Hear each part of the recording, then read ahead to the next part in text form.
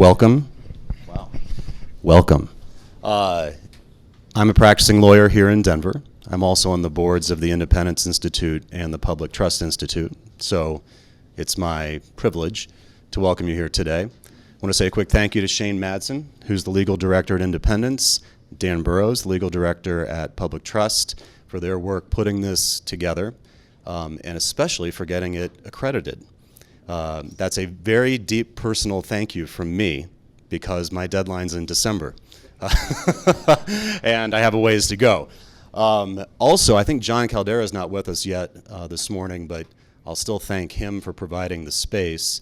And I was also, maybe you should save this till later, but I wanted to thank him for being an inspiration to us to think creatively and proactively about how to fight the good fight. Today is certainly part of that, and he really is a force of nature and an inspiration. So with that, Shane, do you want to do introductions?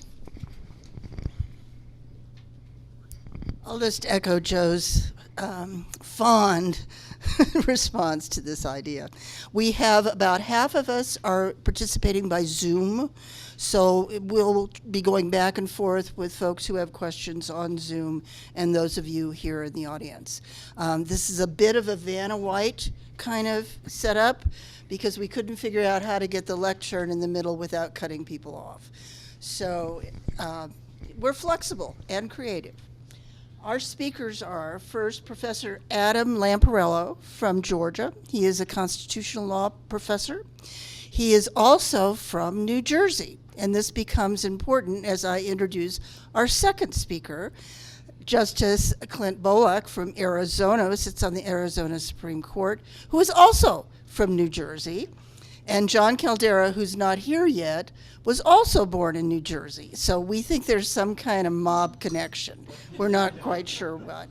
And then our third speaker before we get to lunch is Dan Burrows, who's the director of the Public Trust Institute and does an awful lot of constitutional litigation.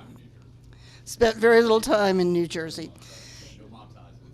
In a moment of frivolity, the Supreme Court actually also accredited John Caldera's speech. So he considers himself to be a legal scholar now, and he will be the luncheon speaker. So with further ado, I give you Adam. Thank you.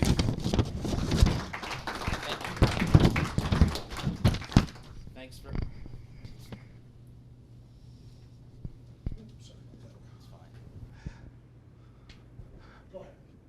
Thanks very much. It's great to be here. My first time in Denver, and I'm thoroughly enjoying it. So my talk today is about diversity and inclusion and how it's used in legal education and more broadly in society. And I want to start off with just a story about my younger brother, who was a PhD student in philosophy at the City University of New York a few years ago. At that time, the City University of New York was very interested in developing and promoting a diversity program at their school. And it's a very well-respected school, and he was excited to be part of it. And as part of it, he requested that a conservative group be allowed to be formed in the graduate program. Well, what do you think the reaction was? He was shunned.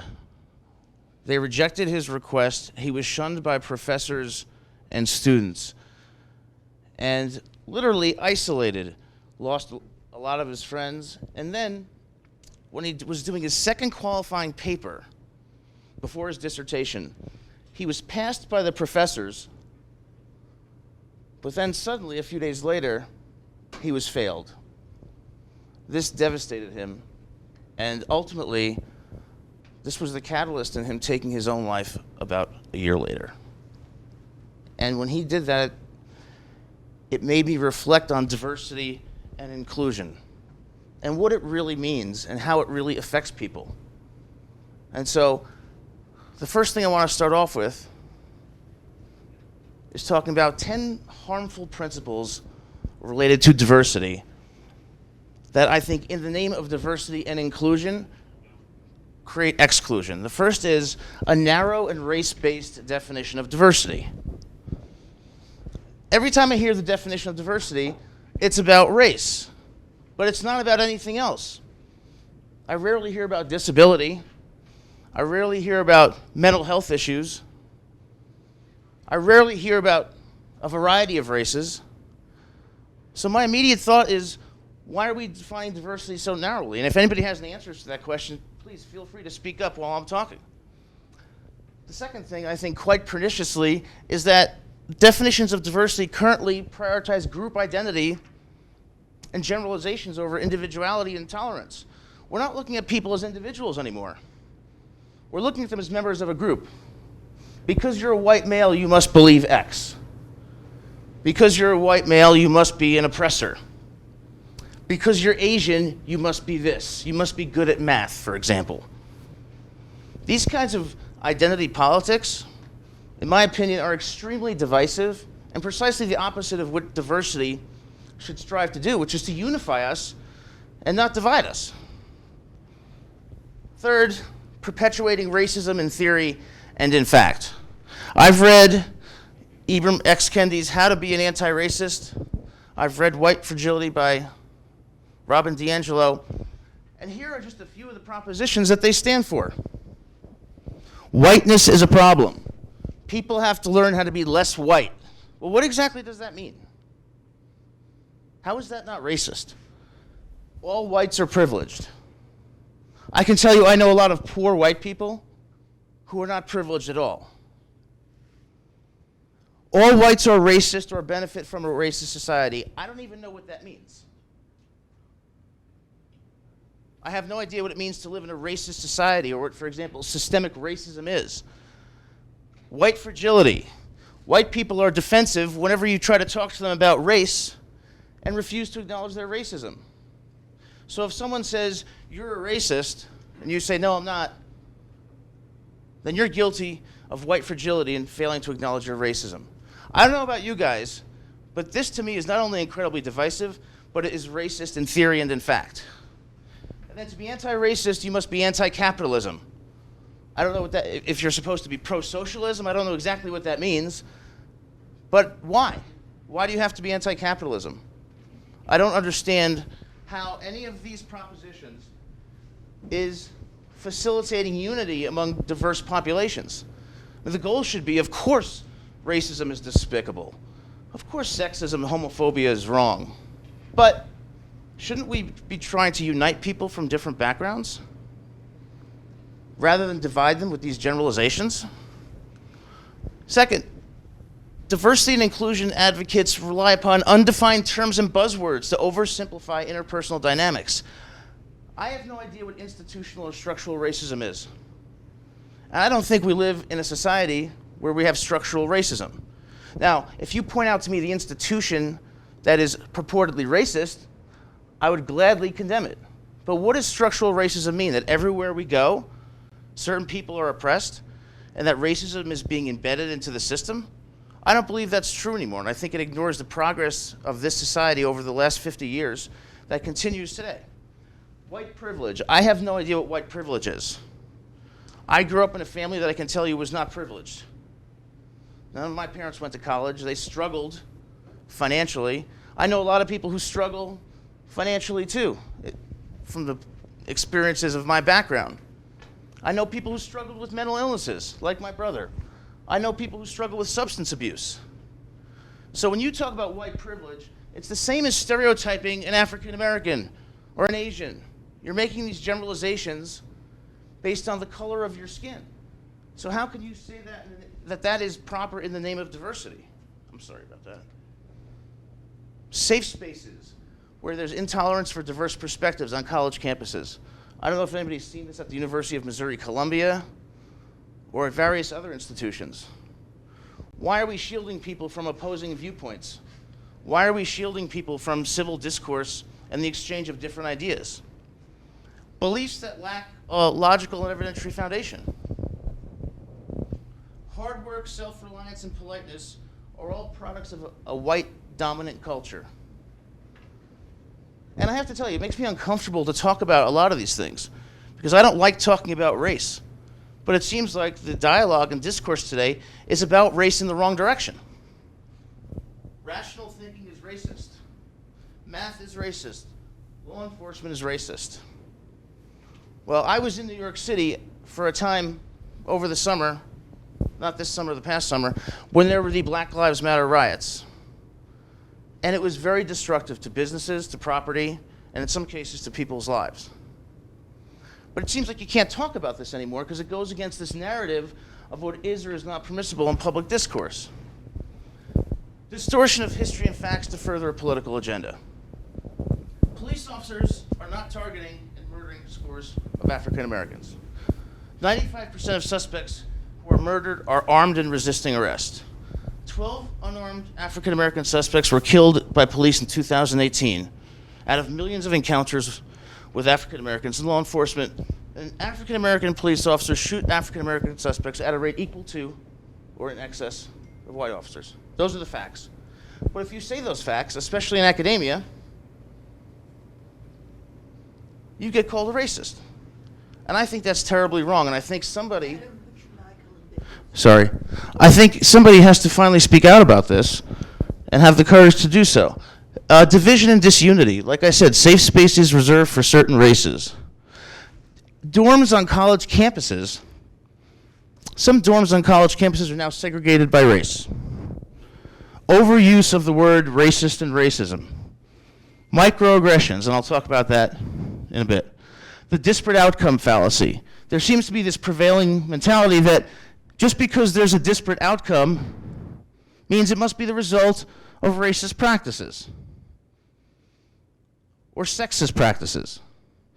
Well, over 90% of men who are prosecuted and convicted of violent crime are in the criminal justice system. Over 90% of the people convicted of violent crime are men. Does that make the criminal justice system sexist? It makes no sense. Yet this is the prevailing narrative. Inflammatory rhetoric that divides. When white people say that they're not racist, they're ignorant of their racism, like I said on the previous slide. I'm not sure how that makes you feel, but it makes me feel extremely comfortable, precisely the opposite of what inclusion should strive to effectuate. Diversity and inclusion advocates perpetuate discrimination and racism.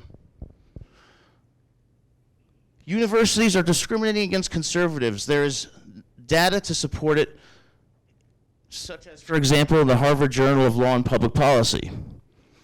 Overt racial discrimination in admissions. Harvard University, evidence has suggested, discriminates against Asian applicants, particularly when assigning them a personality score.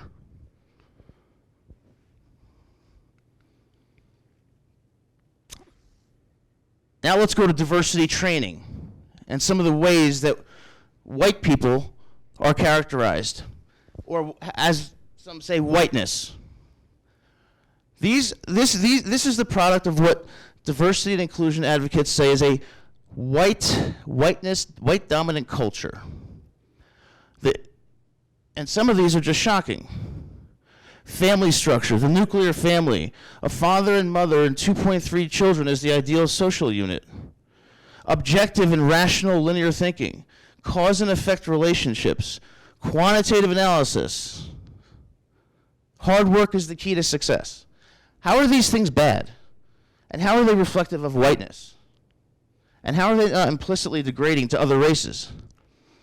Then we have advocates that have drafted a chart called the 8 white identities. I didn't know I had 8 identities, going from white supremacist to white voyeurist to white privilege. And this scale is designed to characterize the character of white people by their relationship to seeking an end to what they classify as systemic racism. So if you're a white voyeur or have white privilege, you have no real desire to end racism and are benefiting from a racist society. You instead have to be a white abolitionist and seek to eliminate whiteness. I almost don't even want to go on. Does that make any sense to anybody? I'll show you some quotes from diversity and inclusion advocates. It is imperative at this time that people who are white invest in race-based growth development on topics such as systemic racism, civil rights history, unconscious bias, and contemporary ideologies such as anti-racism and intersectionality. Another message. This is not the space for you to get your feelings validated. This group, a minority group, is not obligated to like you, thank you, feel sorry for you, or forgive you. Straight out of diversity and inclusion training. To be less white is to be less oppressive, less arrogant, less certain, less defensive, less ignorant, more humble, to listen, believe, break with apathy, and break with white solidarity. How is that not racist? So I'm going to look at you, and just because you're white, I'm going to make these assumptions that you're oppressive and that you're arrogant. This was an email on a college campus relating to a safe space that was created for Asian American and students of color, not for students who identify only as white. That doesn't seem inclusive to me.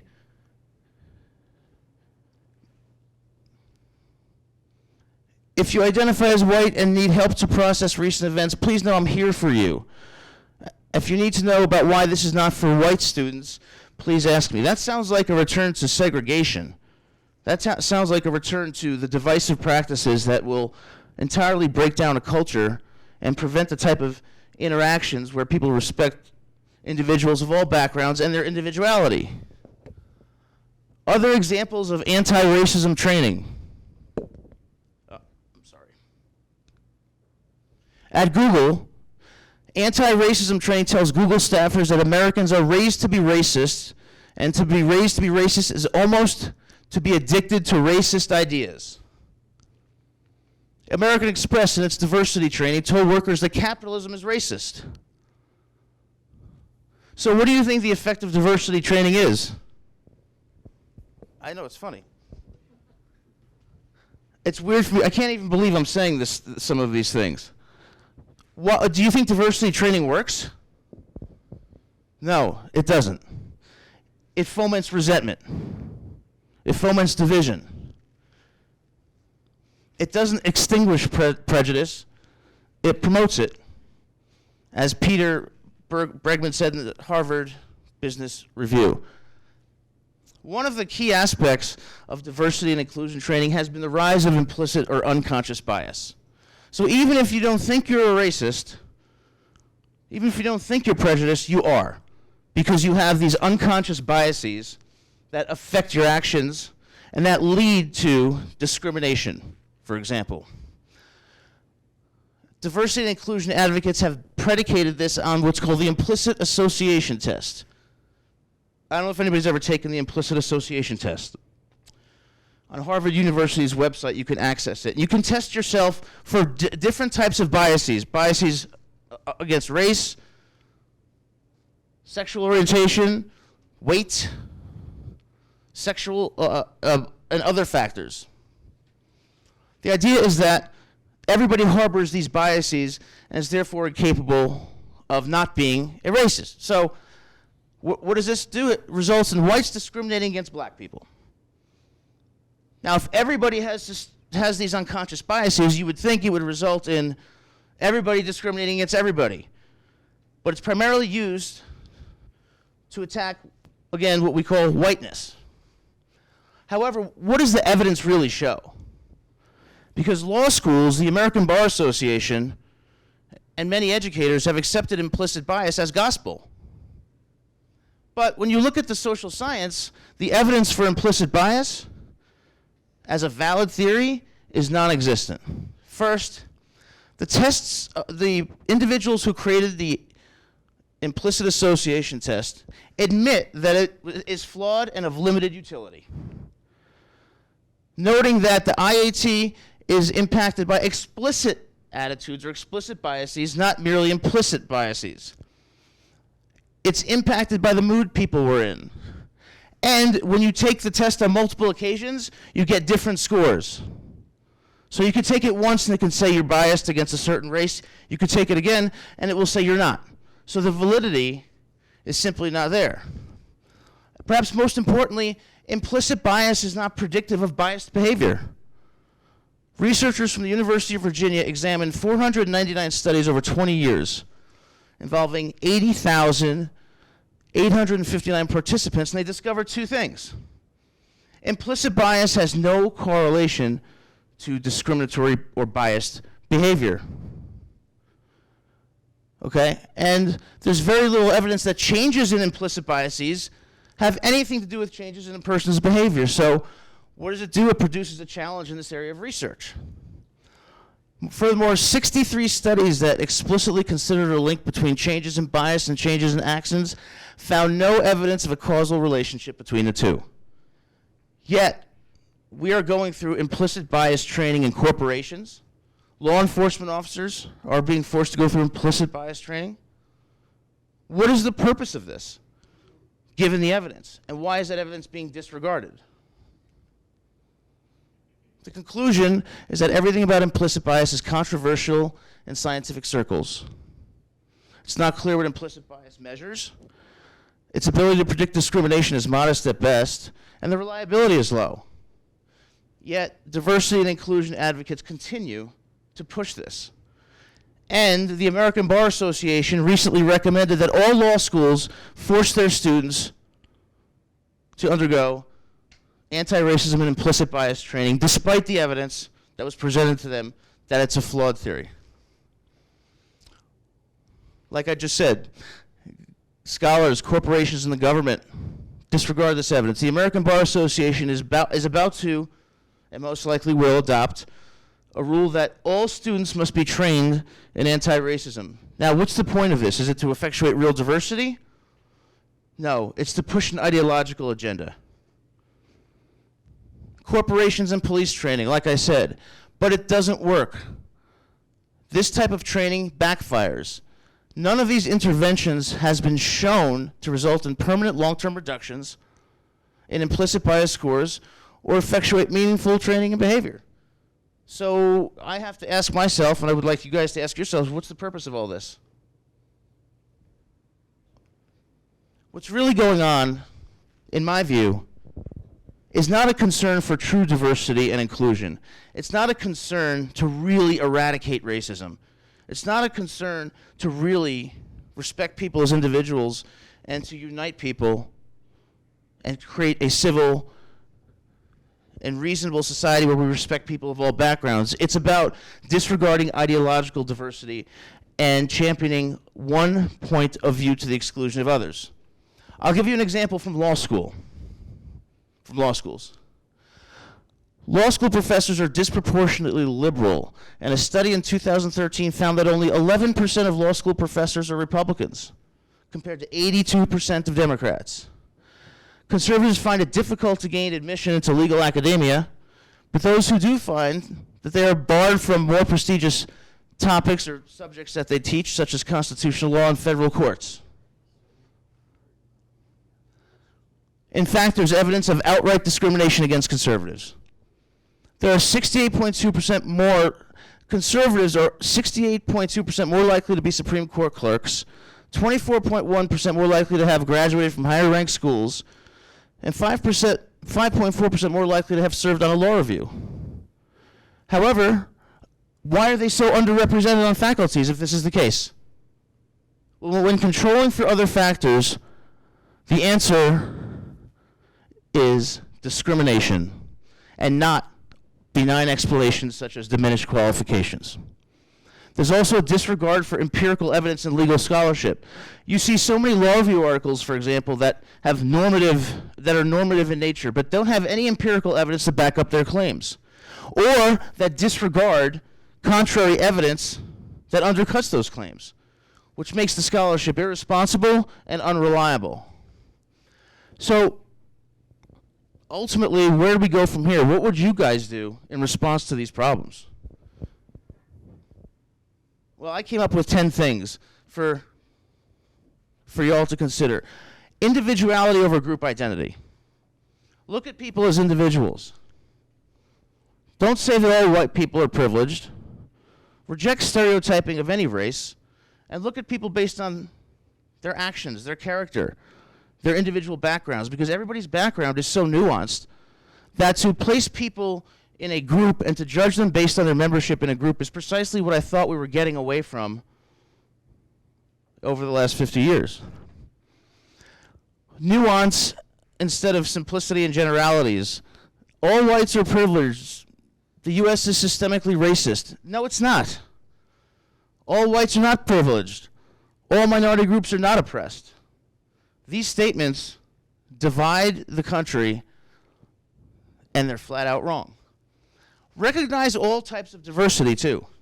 Diversity based on mental health issues, eating disorders, disability,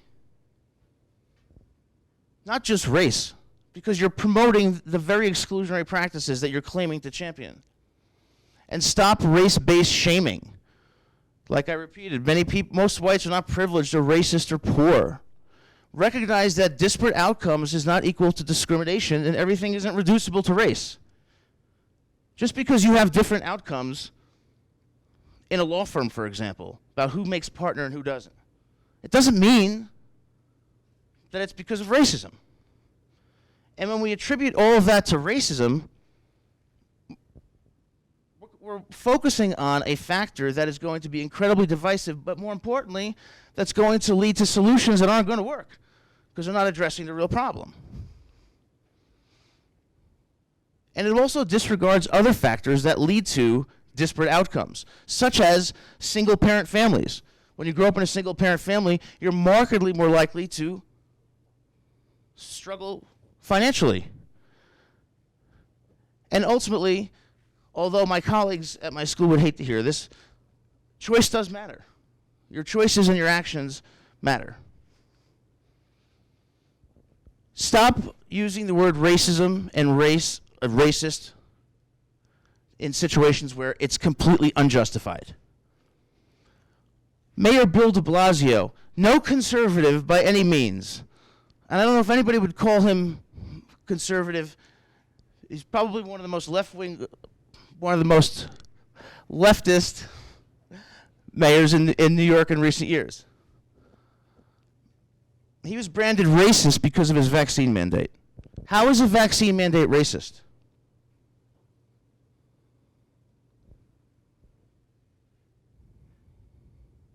Math has been deemed racist. I don't understand how.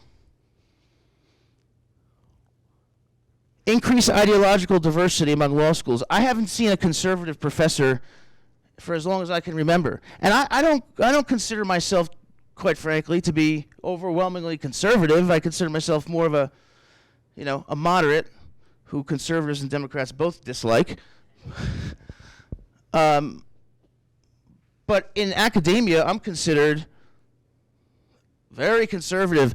And when I wrote a law review article that paid tribute to Antonin Scalia, I received an email from our associate dean at the time saying, I will never, ever open that article or read a word of it. I hate Antonin Scalia. Now imagine if I had said that in response to something he had written. I can only imagine what I would have been called. So if we don't have ideological diversity, how are students benefiting from diverse perspectives? Instead of trying to impose our values on them, why don't we educate them by allowing them to come to reasonable conclusions based on the input of different voices and different perspectives? I thought that's what diversity really meant. Intellectual honesty and evidence-based arguments. I find a lot of so-called scholars to be very intellectually dishonest. They disregard facts and evidence that don't support their narrative. And then they do this in the classroom to students. So you have students adopting positions based on the same incomplete information that faculty do. And how is that creating a diverse educational atmosphere? Or how is that reaping the benefits of diversity? It isn't. And that's why I don't think it's about diversity. I think it's about power. I also think we should increase the number of peer-reviewed journals in legal education, because a lot of law reviews publish articles that have no sufficient evidentiary foundation and really are not persuasive in the least.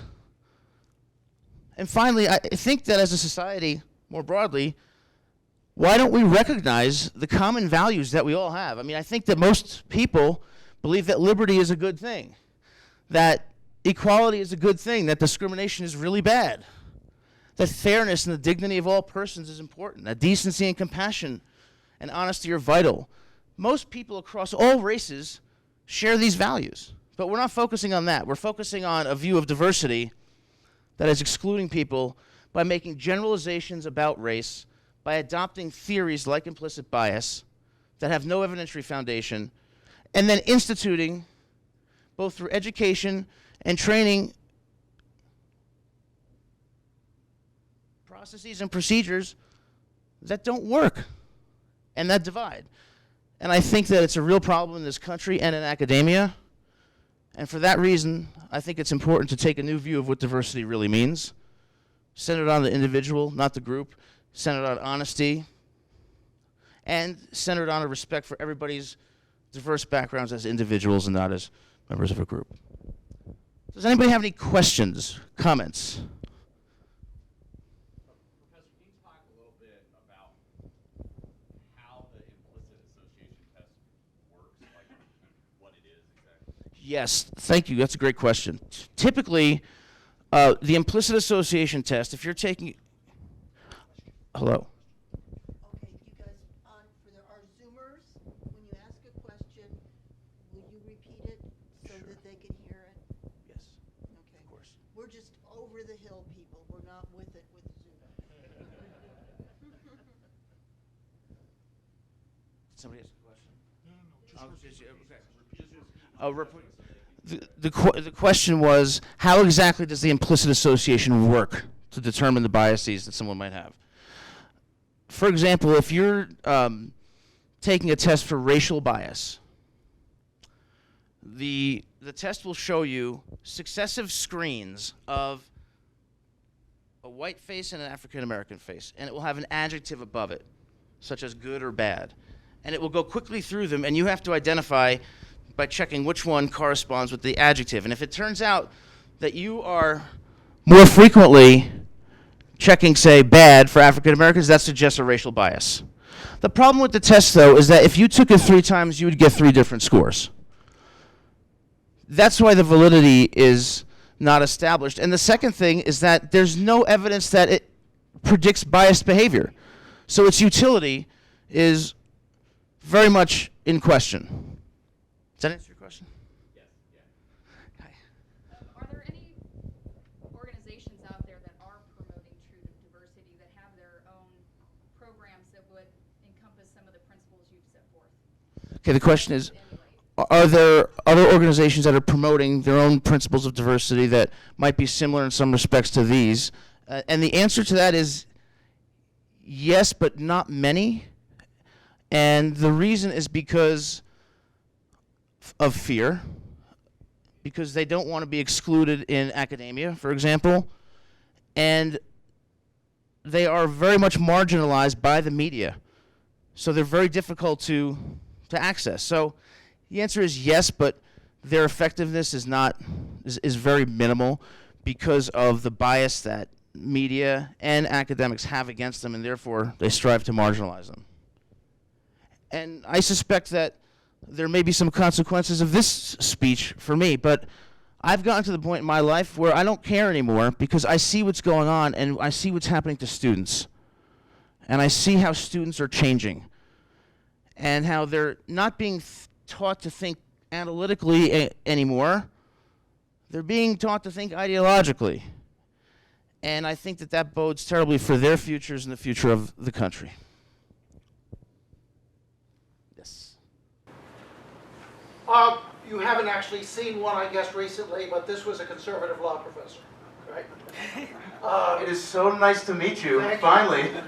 However, I left academia, or fled it, after 25 years teaching at law schools. I left in 2010. And I agree with everything you've said about the nature of law schools right now. The discrimination is overt, very clear.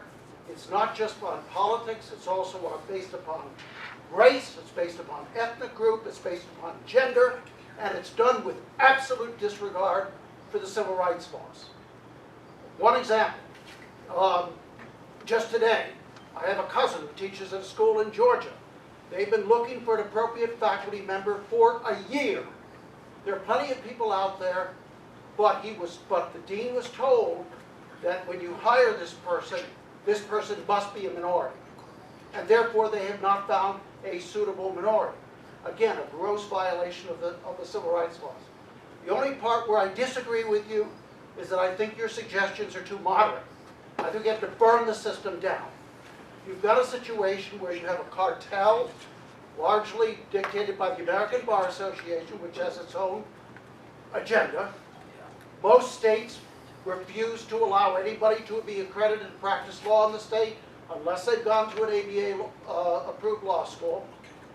I would suggest that what really needs to happen is that states need to stop imposing that requirement that somebody who takes the bar exam has to do it from an ABA approved law school. They need to reduce the entrance requirements for law schools to get started, open the system to competition. I also think they need to bring back the clerkship system and break the university monopoly on legal education, because I don't think that the current system is solvable. And I tell you that after 25 years of experience with it. This goes back a very long time. One last point to agree with something you said about the lack of empirical evidence.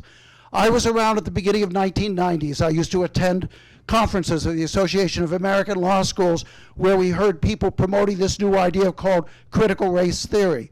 We used to laugh at them. They had no empirical data. All they had was anecdotes and feelings.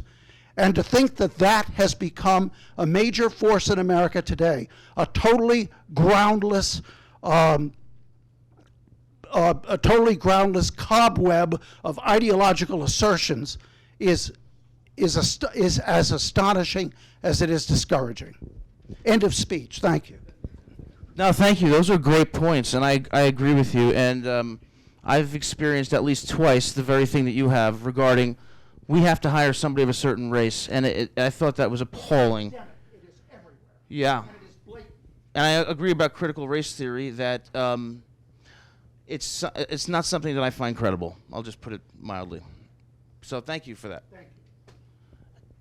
Any other comments or? Sorry, I have lots of questions. I really like your. I want to pick at the idea of discrimination against conservatives in academia, because it seems to me there's a little bit of a disconnect, and I wonder if you could illuminate it, between the idea that disparity in outcomes does not indicate discrimination, and then the information that you presented about the higher credentials of those few conservatives who do make it into academia. So I'm curious, the study that you cited, what sort of things did they control for? And also, one of the explanations that you hear quite frequently is that, well, conservatives prefer to go into business or work at big firms. They don't want to go into academia, and so it's a choice matter, not a discrimination matter. So how do you respond to that? Okay, well, the first one I would say about the disconnect between disparity and outcome and discrimination, I wasn't saying that all disparities can never be the result of discrimination. Some invariably may be, but I think you have to look at it individually. Here, I think, is one of those cases that there is evidence of discrimination. I don't know all the factors that they controlled for, because I'd have to go back and look at the study, but I know that they were focused on looking at the experience in teaching, publication record, service record, and they found across the board that the conservatives were being discriminated against nearly all the time. And I can tell you from my own personal experience, not that that's persuasive in any regard, I've literally had people tell me that you were not hired because of the law review you wrote about Justice Scalia. So I got to get back to the control factors, though. And you had a third. Did you have a third? The other question just had to do with one of the explanations that you hear from what we might loosely refer to as defenders of the current system, or at least people who poo-poo the idea of discrimination against conservatives in academia is that it's solely a matter of choice. Fewer conservatives choose to go. And it's sort of the flip side of the arguments that lots of people on the right make about disparity in outcomes in sex and employment, right? Well, women choose to stay home more, or, you know, they choose less lucrative careers, or et cetera, et cetera. So anyway, the explanation that's proffered is this is just a function of choice and not a function of discrimination. I think that that's wrong, and I don't think the evidence supports the proposition that less conservatives are applying. I think what they look at in academic hiring is they don't necessarily look to peg you as a conservative. They look to peg you as someone who's not as liberal as they are. And when they see that, they exclude you. And they, for example, if they see a law review article that you've written, but I haven't seen any evidence that says people who would identify as conservative are applying in less numbers. But I would be happy to look at one if there is one out there, and I would research that. But the problem that I see is in every single study I read about this, they control for that factor. And thank you for reminding me of that. And when they control for that factor, they find the same thing. And that's why you see law faculties overwhelmingly liberal. And that just creates a cycle that perpetuates itself that is going to keep out conservatives. And I had an extremely hard time getting hired as a law professor. I made it to the final round of so many schools, and every single time, what I would get questions about would be ideology. But you can't ask that of other people who you would suspect are liberal. So I think that there is discrimination. I think, like the professor said, it is overt. And I find it funny that these are the very people who are championing diversity, inclusion, and anti-discrimination. I have a question. Thank you for your remarks. I was hoping you'd comment on what the defenders of diversity talk about in terms of research. So, you know, we're out here in the law firm world or seeing what's going on in law schools, and we hear about research that says diversity is positive for outcomes. So diverse teams lead to better case outcomes, and that diversities, particularly racial diversity or diversity of sex, are beneficial. Clients want them, that clients make decisions, and that if we're going to win cases based on diversity, that's good. And that the Supreme Court has recognized diversity as a compelling interest, so everything is looking like diversity is a valuable thing that we should try to enhance. That's certainly why the ABA is trying to have a diversity training component, and that's why a lot of schools have said if you want to be a professor here, you need to have a diversity statement as part of your application. Are we better off not resisting that, or saying, yeah, we agree with diversity, you're just defining it too narrowly? Is there a strategic issue there? I think that's a great question. I think diversity is a very good thing. I think that the Supreme Court in Bakke and later in Gratz and Fisher, I think they're right to acknowledge that diversity is a good thing in the educational institutions because it promotes the exchange of different ideas. Same with corporations. So I have no problem at all with diversity. I have a problem with how we are defining it, number one, because we're defining it pretty much solely on the basis of race. And number two, how we're achieving it. We're achieving it through means that are overt discrimination. They're overt discrimination against white males in particular.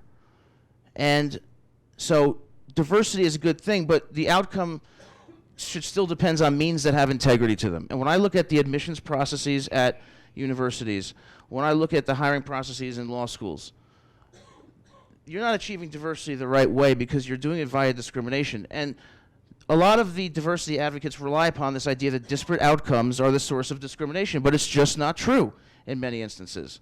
So what I would say is, let's define diversity more broadly, like I started off saying, not just based on race, because then you're not necessarily achieving any diversity at all. If you're hiring, if you're hiring an African American from Beverly Hills, what type of diversity are you giving over a white person from South Jersey? That's the problem I have with how it's defined and how it's achieved, if that answers your question. Any other? Just to follow up to that, are you prepared to answer yes to the question of can a room full of white men be diverse? Because that's the question you'll get from your law firm recruiter? Can a room full of all white men be diverse? Yes, they can be diverse. Is it the ideal type of diversity? No, because I think race is a component of diversity. So all white men, you may have men of different socioeconomic statuses, you may have men from different parts of the country, you may have men who have struggled with mental illness, some who haven't, you may have men who have disabilities and some don't, you may have men who came from single parent households and some didn't, you may have had men who were abused and some who weren't. So yes, they are diverse. But if there were people of other races, it would make it more diverse. So I look at it as a continuum of diversity. Good question. Any other questions? Comments?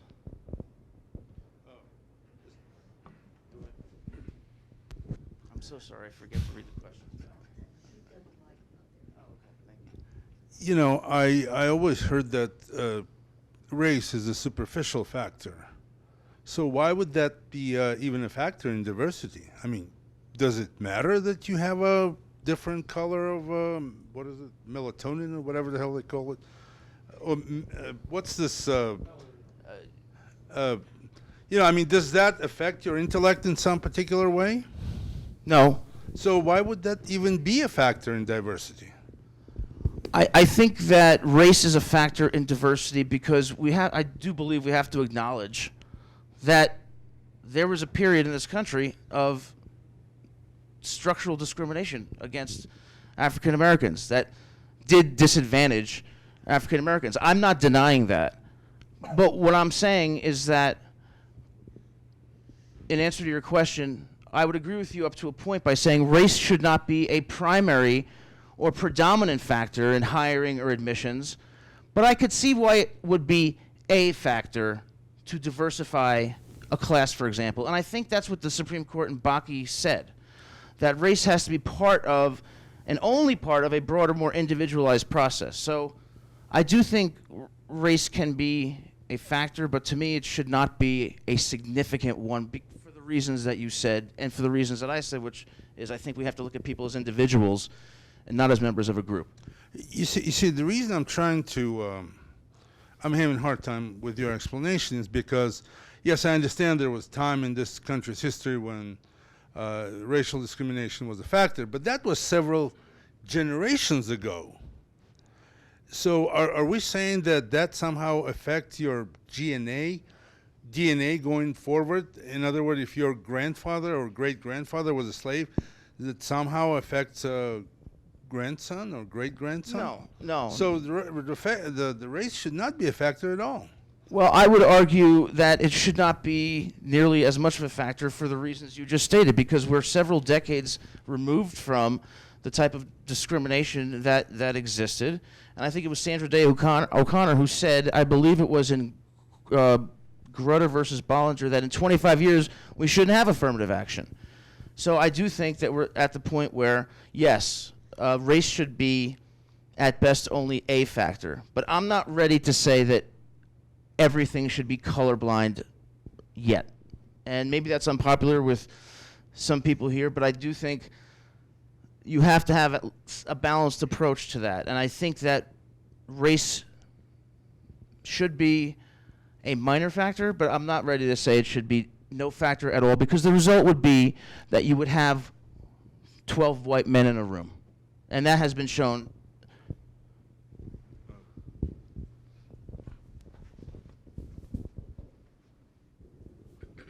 I'd like your comments on something that's quite pertinent to us in the West. In much we read, my understanding is that everybody who inhabits North and South America came from someplace else. But we invariably, in reading, come across the word Native American, or we come across the word Indigenous American, and coupled with that, what is your position with regard to we need to apologize because we're here and and our civilization is what dominates, and they even talk to us in English, but there is a great trend to first at least apologize, and secondly to say,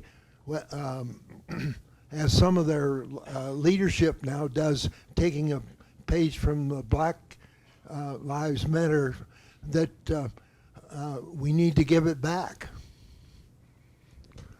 I don't think that we should be apologizing, and I don't think we should be giving anything back.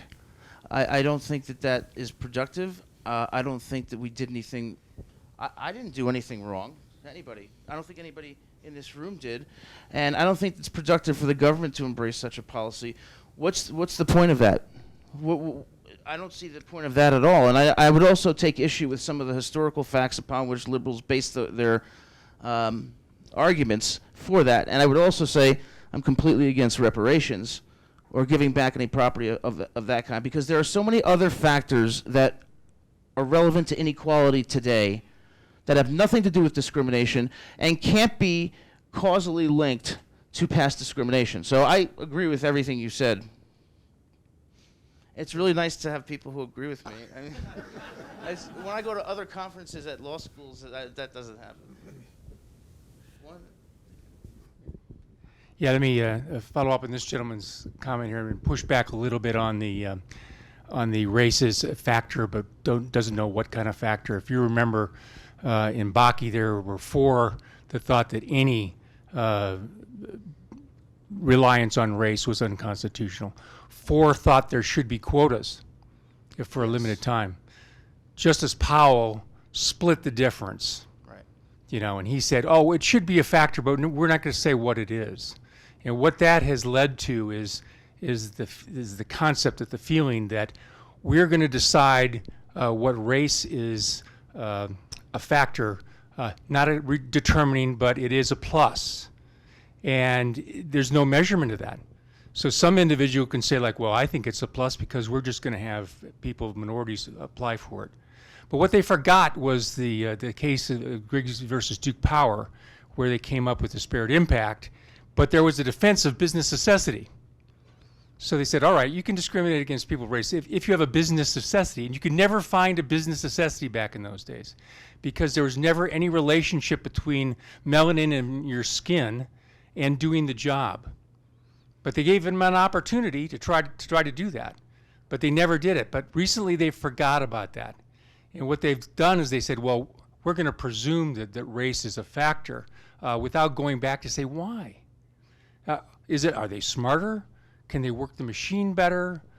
Can they do the job better? And I can't find any circumstance where the color, the melanin of your skin is a determinant in what the job position, what the course should be, or what any benefit that society should give. And until we get back to that fact-based analysis of what are we doing here, I think we're lost. I agree with you, and I think that's why I think disparate impact doctrine is very misguided, because the way it's evolved and the way people talk about disparity in outcomes more broadly is that they presume it's the result of discrimination on the basis of race, when in fact it is not necessarily so. Now, regarding Bakke, I think the problem is not that race is being used as a plus factor. I think the problem is that universities are using race as the predominant factor and hiding behind Bakke and the subsequent cases. That's what's really going on here. And you see that in law school hiring too, where you're not supposed to be saying we have to hire someone who's a minority. It just has to be a plus factor. Well, if that was the case, that would solve a lot of problems. But Bakke hasn't been faithfully applied, because I know for a fact that what schools are doing, look at the University of Michigan, the way their undergraduate admissions policies was, the amount of points that they gave to African-American applicants that so swayed their chances, or so influenced their chances, that it couldn't possibly be said to be a plus factor. So I think the court's jurisprudence on affirmative action is a complete mess. And I think it has led to exactly the problems that you're identifying. And how do we solve that? I think we had a chance to solve it in Fisher versus University of Texas. And I wrote an amicus brief in that case saying that Texas's affirmative action program was absolutely 1,000% unconstitutional because it wasn't narrowly tailored, because they already had a top 10% program that was substantially diversifying their class. And then when you used race in what they called holistic admissions, you can bet that they were using race not to further diversify the class, because they didn't need to. They were using it to get a better quality of minority applicants, because they were stereotyping the ones through the top 10% program as less qualified. And that, to me, is racism in and of itself, and that's what Justice Alito said in his dissent. But how should we correct it? We should correct it by striking these programs down when they're not narrowly tailored. And the court is not doing that. So I agree with you, it's a serious problem, as is the disparate impact jurisprudence.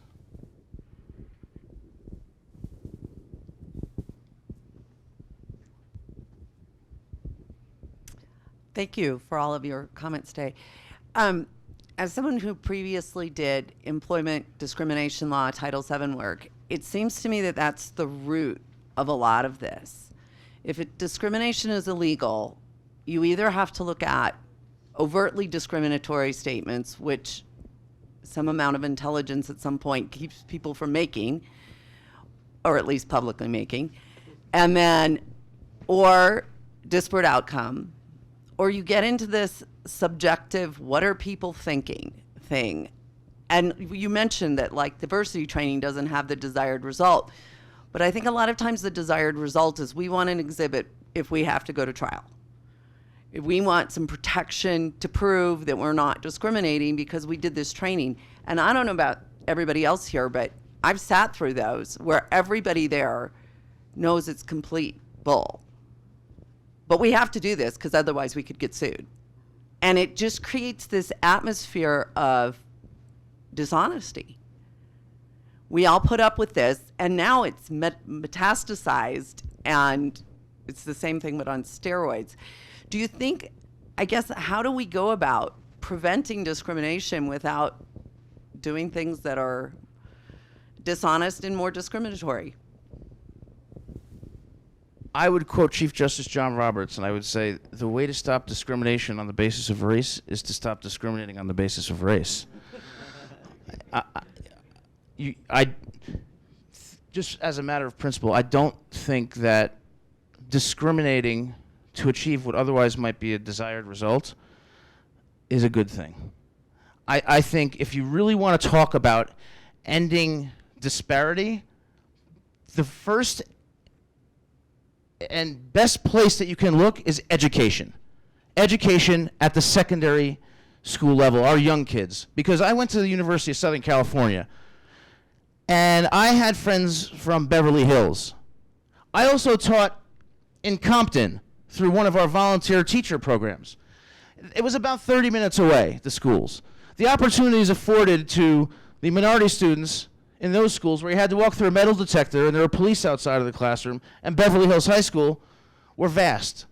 So I don't think the answer to ending discrimination is more discrimination. I think it's increasing equality of opportunity, because I don't think employers, admissions council, go in there with the intent to discriminate. And I don't think the presumption that they are discriminating is productive. And I think if you want to stop discrimination, you will see it reduced when you increase opportunity. And like a few of you were saying, you increase the diversity of the applicant pool, and in which demonstrates that they share the exact same characteristics as their competitors from better schools who had better opportunities. And I don't understand why in this country we don't focus more on improving education at the grade school level. So that would be my answer, if that answers your question. Any other questions? Questions in this room. I'm going to turn it over to our Zoomers to see if they have any questions. If you will raise your hand and give me a second to unmute you.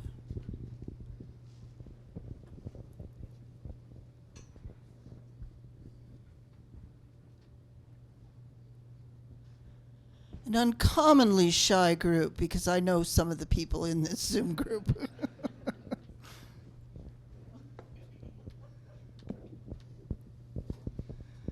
Well, I'll turn it over to this room if you have any more questions, and then we will go on to Justice Bullock. I guess to push back on some earlier points, so I can see the lack of value to diversity in terms of skin color when we're talking about pulling a switch or something like that. I wonder if it's a little bit different in the legal community where race might be a proxy for culture, and there might be some knowledge issues that could affect cases, given that a lot of legal cases can be involved on interpretations of statements and the like. Secondly, I guess the other place I might push back is one notion that struck me as possibly a real one is this notion of I need to see it to be it. And that, I guess that strikes true to me because growing up in rural Montana, it helped to see a classmate a couple years ahead of me go to MIT to think, oh, I can leave here and go someplace else. And I think we can't stop how people are going to identify themselves. And if they identify themselves by their skin color, and then they look out and they see there's nobody in this position doing that, it certainly may create some barriers there that may be historical barriers. I think that's a great point, and that's why I said before that I think diversity should still be, that race should still be a factor in the diversity in admissions and whatnot, because yes, it could be a proxy for culture in some instances, and that's why I wouldn't say that race should be completely eliminated. My problem is that it has been relied upon to such a disproportionate degree that it's inconsistent with Bakke, for example, and it's leading to exactly the type of overt discrimination that the law professor mentioned, and that I think is inimical to a society predicated on equality and fairness to people of all races and backgrounds. Thank you guys so much. It was great to be here. Thank you very much, Adam. And now we will hear from Justice Bullock from the great state of Arizona.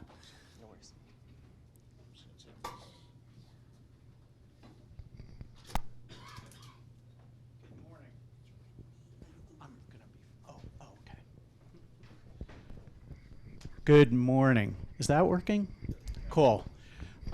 It is great to see you. Adam, you made New Jersey proud. I will try to maintain that same level. First of all, it's great to be back in Denver. I started my legal career here, and I did the math again on the walk over, and it's so depressing that I think I absolutely have to have my math wrong, but it was 39 years ago that I joined Mountain States Legal Foundation out of law school, and it's great to be back. I see you built a stadium down the street. That's I'm kidding. I knew about that. So it's very nice. Thank you for organizing this. It's always great to be back in Denver. I do have to say, yesterday morning I was walking my dog in shorts and a t-shirt in the early morning hours. This morning I had to bring out something that I had completely forgotten what it was, which was a coat. So that's that is a major difference in life between Arizona and Colorado. The other thing is, I do not want you to think that my sneakers are a sartorial comment. We actually do try to have some sort of professional dress code at the Arizona Supreme Court. I managed to break my ankle a couple of months ago. I am in the final stages, hopefully, of complete recovery, but I can't get my splint into a dress shoe quite yet. So please don't judge the Arizona Supreme Court by my sneakers. So I have not spoken on this topic before, and hence I have 9 pages of notes. However, I don't have a lectern, and I don't want to sit down, and so I am going to wing it. And if I leave out a detail, please do not hesitate to raise it during the Q&A. And one of the reasons why I tend to write things down these days, since I have been a justice on the Arizona Supreme Court, is to avoid my natural propensity to say something that is politically incorrect. And so there is that possibility this morning, but I will try to hew to the topic. When I joined the Arizona Supreme Court, if I had told you my 10 most fervent hopes, or even my 100 most fervent hopes. Not among them would have been the deregulation of the legal profession in Arizona. And it would only be on there, it would only not be on there because I didn't think that it would be possible to do that. But our Supreme Court, and I suspect your court has similar powers, has the authority to regulate our state bar, and also it has the rules to create, it has the power to create rules of procedure. And I plan to talk to you about two very path-breaking reforms that Arizona has undertaken in the last 2 years. We are the first state to do these things. It is possible that I will piss off everyone in this room because lawyers were the principal opposition to both sets of reforms. The first set of reforms entails access to legal services. The second involves the elimination of peremptory jury strikes, and lawyers were fiercely opposed to both of those changes. However, I suspect that because you are at this particular CLE, you are not ordinary lawyers, and therefore there may be some support for these ideas in this room. So starting first with the deregulation of the legal profession, I want to start with 3 anecdotes that really informed my own thinking on this as we approached it. And these reforms were accomplished in 2020 and are now very significantly underway. The first goes back to when I was a law clerk. I went to law school at UC Davis, and I clerked at a small firm for a fantastic lawyer, hardcore libertarian, almost an objectivist, very, very capitalistic, except when it came to this particular issue. And you may even be able to anticipate what it is. Well, he was also rather grumpy, and he had this fantastic legal secretary slash paralegal named Donna. And when I used to come to work, she was very, very fond of me and would bring me a cup of coffee exactly the way I liked it every morning. And then he would walk in and say, "Where's my cup of coffee?" And she would say, "Go get it yourself." And Donna was phenomenal. She taught me the value of legal paraprofessionals. My boss did primarily property work, and he did a lot of unlawful detainers. And when he would do an unlawful detainer, what it would consist of is that Donna would do all of the paperwork, he would sign it, and then she would do all of the filing and effectuation of that. And an idea occurred to her, and that was, gee, why don't I eliminate the middleman and do this myself? So she went into the unlawful detainer business at about 1/3 of the price of my boss, and he discovered this, and he said, "Donna, if you don't stop doing this right now, I am going to report you to the state bar for the unlawful practice of law." And so she stopped. Second anecdote. When I moved to Arizona from DC, and I have to tell you, and those of you who've been there and are now in Colorado, you know, DC never looks better than when it recedes into your rearview mirror. You're heading west, as long as you stop just shy of California. But in any event, one of the things I discovered was that Arizona had a very robust document preparer profession. And you could, go to get a simple divorce or whatever, and they would fill out the paperwork. They were lawful.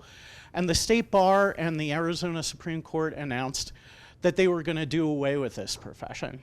And the reason they were going to do away with this profession is that over 100 complaints had been filed against document preparers. And I was with the Institute for Justice at the time, and I said, wow, this is awful. It's great that we have this, this legal profession, lawful profession, I should say. And gee, I can't imagine that there are all of these issues with them. So I did a public records request for the complaints. And initially the state bar said, hey, we're not a state actor, therefore we're not susceptible to the public records requests. They eventually capitulated, gave us all of the complaints, and exactly one of them was from a consumer. And over 100 were from lawyers, arguing, once again, the unlawful practice of law. And the third anecdote really goes back to my childhood, and any of you who are close to my age probably remember the days when if you wanted to bank with someone, you had to figure out whether you were going to bank at a bank or a savings and loan or a savings bank. And if you were going to buy stocks, you would have to go to a stockbroker, and everything was segmented. And you couldn't get a loan from certain places, but you could get a loan from other places. And then all of that segmentation was done away with and advanced to the year 2021. And you probably do, as I do, most of your financial services, from mortgages to IRAs to banking, with a single institution that can offer you an entire array of financial packages. Obviously, an incredible advance, and we would never consider going back to the old days. But you compare that to the legal profession, and the legal profession has not advanced in that way at all. In Arizona, and I suspect you have an identical rule here, we had Ethical Rule 3.4, which prohibits non-lawyers from having an economic interest in law firms. There cannot be any cross-ownership between lawyers and non-lawyers. Now, a lot of law firms offer non-legal services. However, those individuals within the law firms cannot have an ownership interest in the law firm. So if they go into business for themselves, they can own the business, but they cannot be owners of law firms. Investors can obtain an ownership interest in a law firm, which limits law firms' access to capital. Well, those experiences, those situations inspired the Arizona Supreme Court to adopt two sweeping changes in the profession in 2020. The first was the creation of an entire new profession, which is called legal paraprofessionals. Now, you're probably thinking, we already have paralegals. We've had paralegals for a long time, and thank goodness. But I'm not just talking about paralegals who sit in a law firm and put briefs and appendices together and that sort of thing. I'm talking about legal paraprofessionals that can actually represent clients in court, in negotiations, and in preparing documents and giving legal advice. Basically, Donna, in the unlawful detainer context, many years later, and I don't remember her last name. I would call her up and tell her, thank you for the inspiration. We finally vindicated you. She'd say, I'm sorry, I'm on Social Security now. But in any event, all these years later, she would be able to do what she really would have liked to have done. And this, we think, is really going to increase access to legal services. Those of you who have practiced family law know that a huge percentage of family law clients are unrepresented by lawyers. In our state, it's roughly 50%, and in about 80% of the cases, one of the parties is not represented by counsel, and that's just the family law area. So we recognized this new profession, and we established a number of pathways to get there. For example, you can be a paralegal and take specialized courses, and there's 4 specializations: family law, criminal law for misdemeanors, criminal misdemeanors, civil law with limited specializations, and administrative law, essentially administrative hearings, where again, many of them have very, very significant consequences for people, whether it's workers' comp or unemployment or whatever. But many of the times, the individuals are not represented by attorneys. They have to pass an examination, and they are subject to regulation, ethical rules, just as lawyers are. But there's a whole bunch of pathways that you can get there. The first is by having a degree in a specialization. Another is experiential. If you have worked as a paralegal and have 7 years of specialty experience, you can take the examination.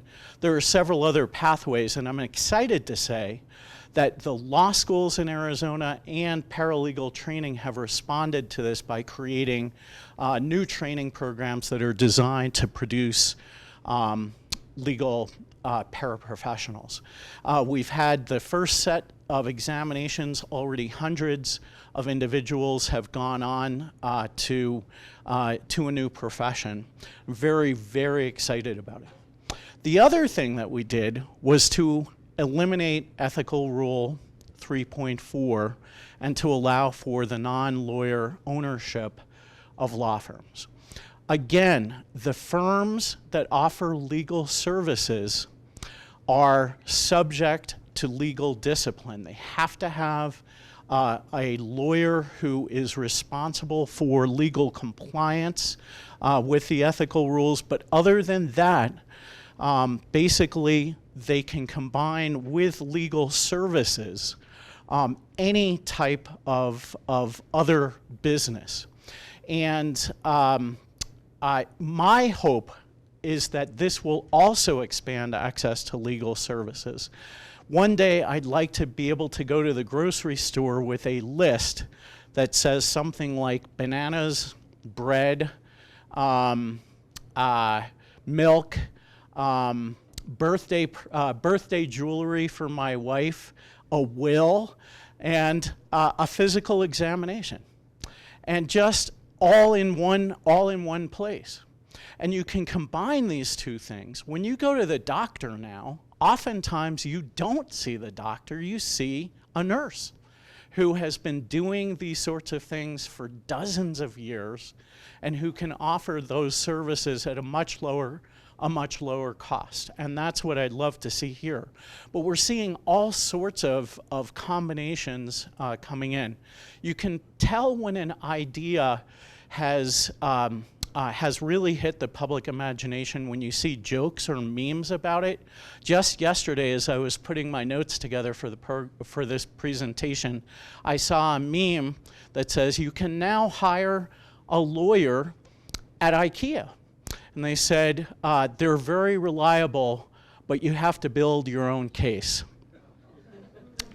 I'd love to see that happen one day. I'd love to see Costco or Walmart opening legal services. This reform has just gone into effect. We're seeing all sorts of combinations right now. But the one that excites me the most is that we've just given LegalZoom the authority to provide legal services in addition to the forms that they provide for people. They have been doing this for years in Britain. There is not, I don't believe, another state that allows this. But I think that this is going to, for very basic legal services, this is really going to open up the opportunities for people to do things in a much more affordable manner. Now, the lawyers who oppose these things are basically saying, you know, the big accounting firms are going to come in and just take over the legal industry. I don't know why they don't think the law firms will take over the accounting industry. It makes sense to combine these things. It makes sense to combine all sorts of things. I worked for a brief time for a law firm that has urban planners on their staff, their zoning attorneys. They should be able to co-own the law firm. And to be able to have an ownership stake. And we're seeing this dynamism. The legal profession is probably second only to public schools in terms of the lack of nimbleness and entrepreneurial fervor. And I'd really love to see the dynamism in the legal profession. Again, these reforms have just started. There are a handful of states that have done one or the other of these things. No other state has done both of them, and I think that it's important to do both of them so that legal paraprofessionals can be a part of the restructuring of the legal services industry writ large. The alternative to this, in my opinion, would be greater funding of publicly provided legal services. I don't think that is a desirable alternative. I believe that when the market is unleashed, it can provide far greater services that people actually want at a much lower cost. And in Arizona, we will see if indeed that is the case, and I am confident that it is. On the other side of the agenda, this year, we did something that is also extremely controversial and that was opposed by lawyers pretty tenaciously. And on this side of the ledger, it was an attempt to eliminate racial influences in the law. Now, I agree with a lot of what Adam said in his presentation. I do not think that our justice system is systemically racist. Quite the contrary. I think, I've since being a judge, my perspective on this has only solidified when I see the lengths to which we go to protect the rights of individuals, particularly criminal defendants, the resources we provide. I juxtapose it against a country like China, which has a much more efficient system. If you were convicted of the death penalty, they actually have mobile vans that come around and effectuate it immediately. And they do so at a far greater rate than we do. I would take, as a defendant, whether I was black, Hispanic, transgender, you name it, I would take my chances in this system compared to almost any other system in the world. But those of us who believe that the system is not racist, when we see an area where there is an opportunity for racial bias or racial discrimination, I think it is imperative for us to take strong action against it. And that's exactly what we did when it came to the issue of peremptory challenges of jurors. Those of you who have not been involved in criminal law, I'll give you a little background on this. This issue was new to me when I joined the court, and I was just shocked at the kinds of cases I was seeing. Of course, we are all, if brought up on criminal charges, and constitutionally entitled to a jury of our peers. We know, if you've seen classic legal movies like 12 Angry Men and many others, that what that used to mean was 12 white men. And it's only fairly recently that the US Supreme Court established that a jury of your peers really has to be a jury of your peers, and that intentional discrimination, overt discrimination, cannot be used to essentially gerrymander a jury. And 35 years ago, in a case called Batson, the US Supreme Court established that proposition, and that is that if a prosecutor in that case, although it could be a defense attorney as well, used peremptory strikes against members of a minority group, particularly where the defendant was a part of that group, that if it was established that they were discriminatory, that that jury would not be a valid jury. And let me emphasize also, prosecutors, defense lawyers, civil plaintiffs, defense, all have an unlimited number of challenges for cause. In other words, if you believe that a juror cannot faithfully serve, you may demonstrate to the judge that person should be excused for cause. And a classic example is in a criminal case where an individual is married to a law enforcement officer or something of that nature. But then you get a certain number of peremptory challenges where you don't have to give an explanation at all. And what Batson said 35 years ago was that if a defendant could show that there were that the challenges appeared to be designed to remove members of a certain race, then the state would have to come forward with a non-discriminatory reason for excusing that particular juror. And then the burden would shift back to the defendant to prove that in fact it was that non-discriminatory reason was not valid. Justice Thurgood Marshall concurred in that opinion, and he said, "This is an incredibly courageous act by my colleagues, but it's not going to work. There is only one way to get rid of invidious influences in jury selection, and that is to eliminate peremptory strikes altogether." It turns out he was, in my view, absolutely right about that. And it was, and by the way, I do not consider this racism, because a prosecutor who engages in this practice, I consider it gamesmanship.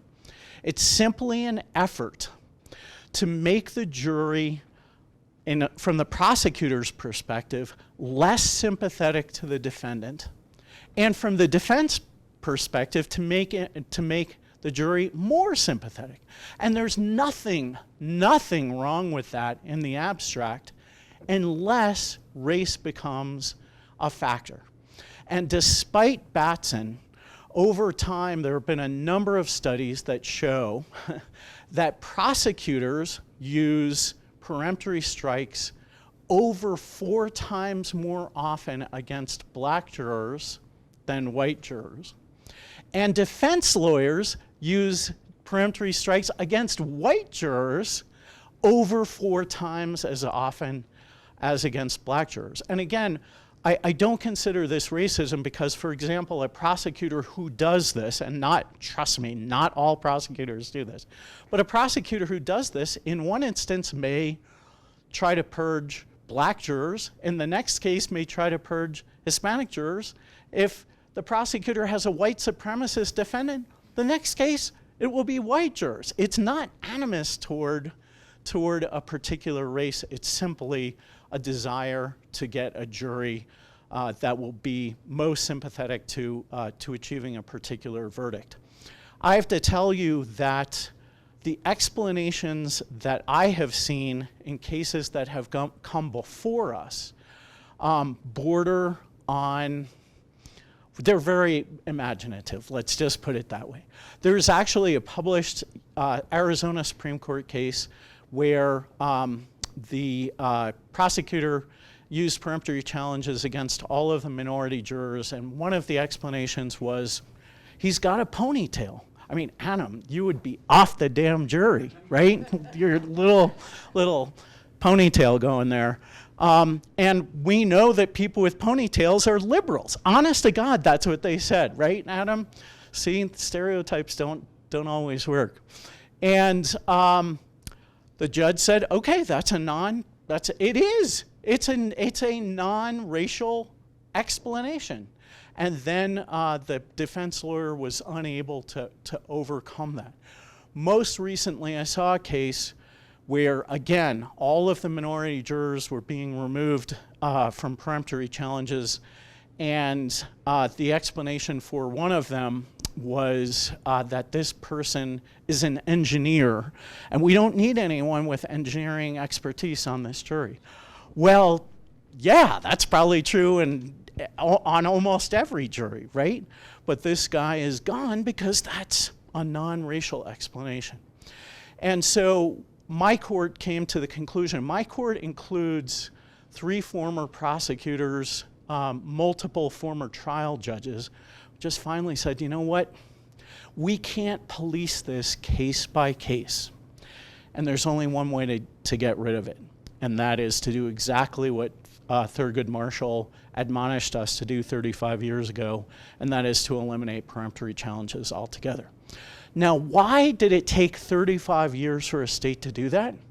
Because when it is proposed, it is the one thing that both prosecutors and criminal defense lawyers agree on.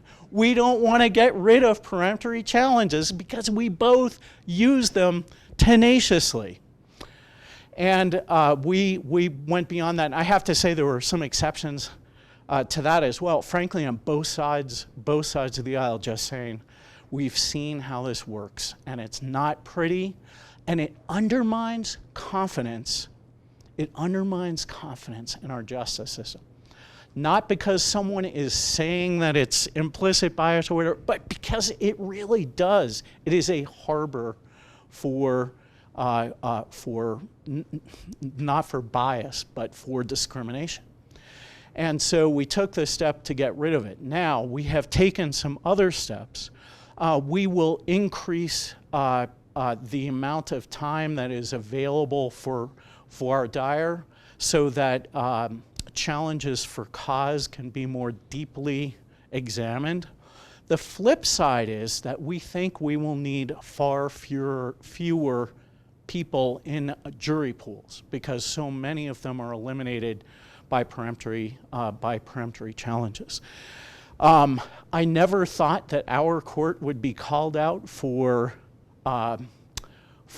praise by Vox, but they actually wrote an article on this, and it made me think, oh boy, did we do the right thing here? I'm just kidding. But they said the conservative Arizona Supreme Court just became the first to eliminate peremptory strikes. How's it going to work out? I don't know. But I have to tell you that I'm proud to be on a court that will do bold things. Courts are inherently conservative institutions, not in the political sense, but in the aversion to change sense. And over the last 2 years, with these combined reforms, I am hoping that we will have significantly expanded access to legal services for people who need them, that we will improve competition and innovation in the legal profession, and that we will have eliminated a practice that, frankly, while I can definitely see why it developed and why prosecutors and defense lawyers like it, it's simply genuinely tainted over the years. And I hope that other jurisdictions will join us. My response to the firms that opposed the first part of our reforms was carpe diem. Don't complain about it, take advantage of it. Take advantage of the opportunity to move this profession into the 21st century. And I'm hoping that 5 years from now in Arizona, we will see a situation that is a model for the country. So with that, I am happy to take your questions and comments and so forth. I apologize that I need to leave after my presentation, but I should say that my opinions and some of my articles, I have a website which is azjustice44.com. You can figure out probably what the 44 is. It's Reggie Jackson's number. No, it's I am the 44th Justice. on the Arizona Supreme Court, and Shane or anyone else here at the Independence Institute can give you my email address, and I am happy, if you are interested in either of these ideas, to give you some further details. But thank you so much for having me. All right, guys. And Zoomers too. I thought you said we had a bunch of boomers, and I thought, I'm at home here. We have a bunch of Zoomers, but they're not talking yet. Okay, Jake, we've got some questions over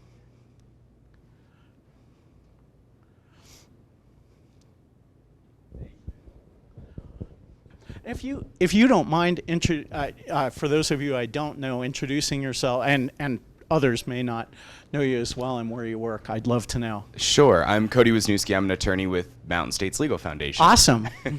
Thank you, Justice, for being here. I'm curious. I'm really interested in the first reform that you underwent, and I think that it's fantastic. I'm wondering what the purpose was behind. I think you said that there was both an experiential element as well as a testing element. So,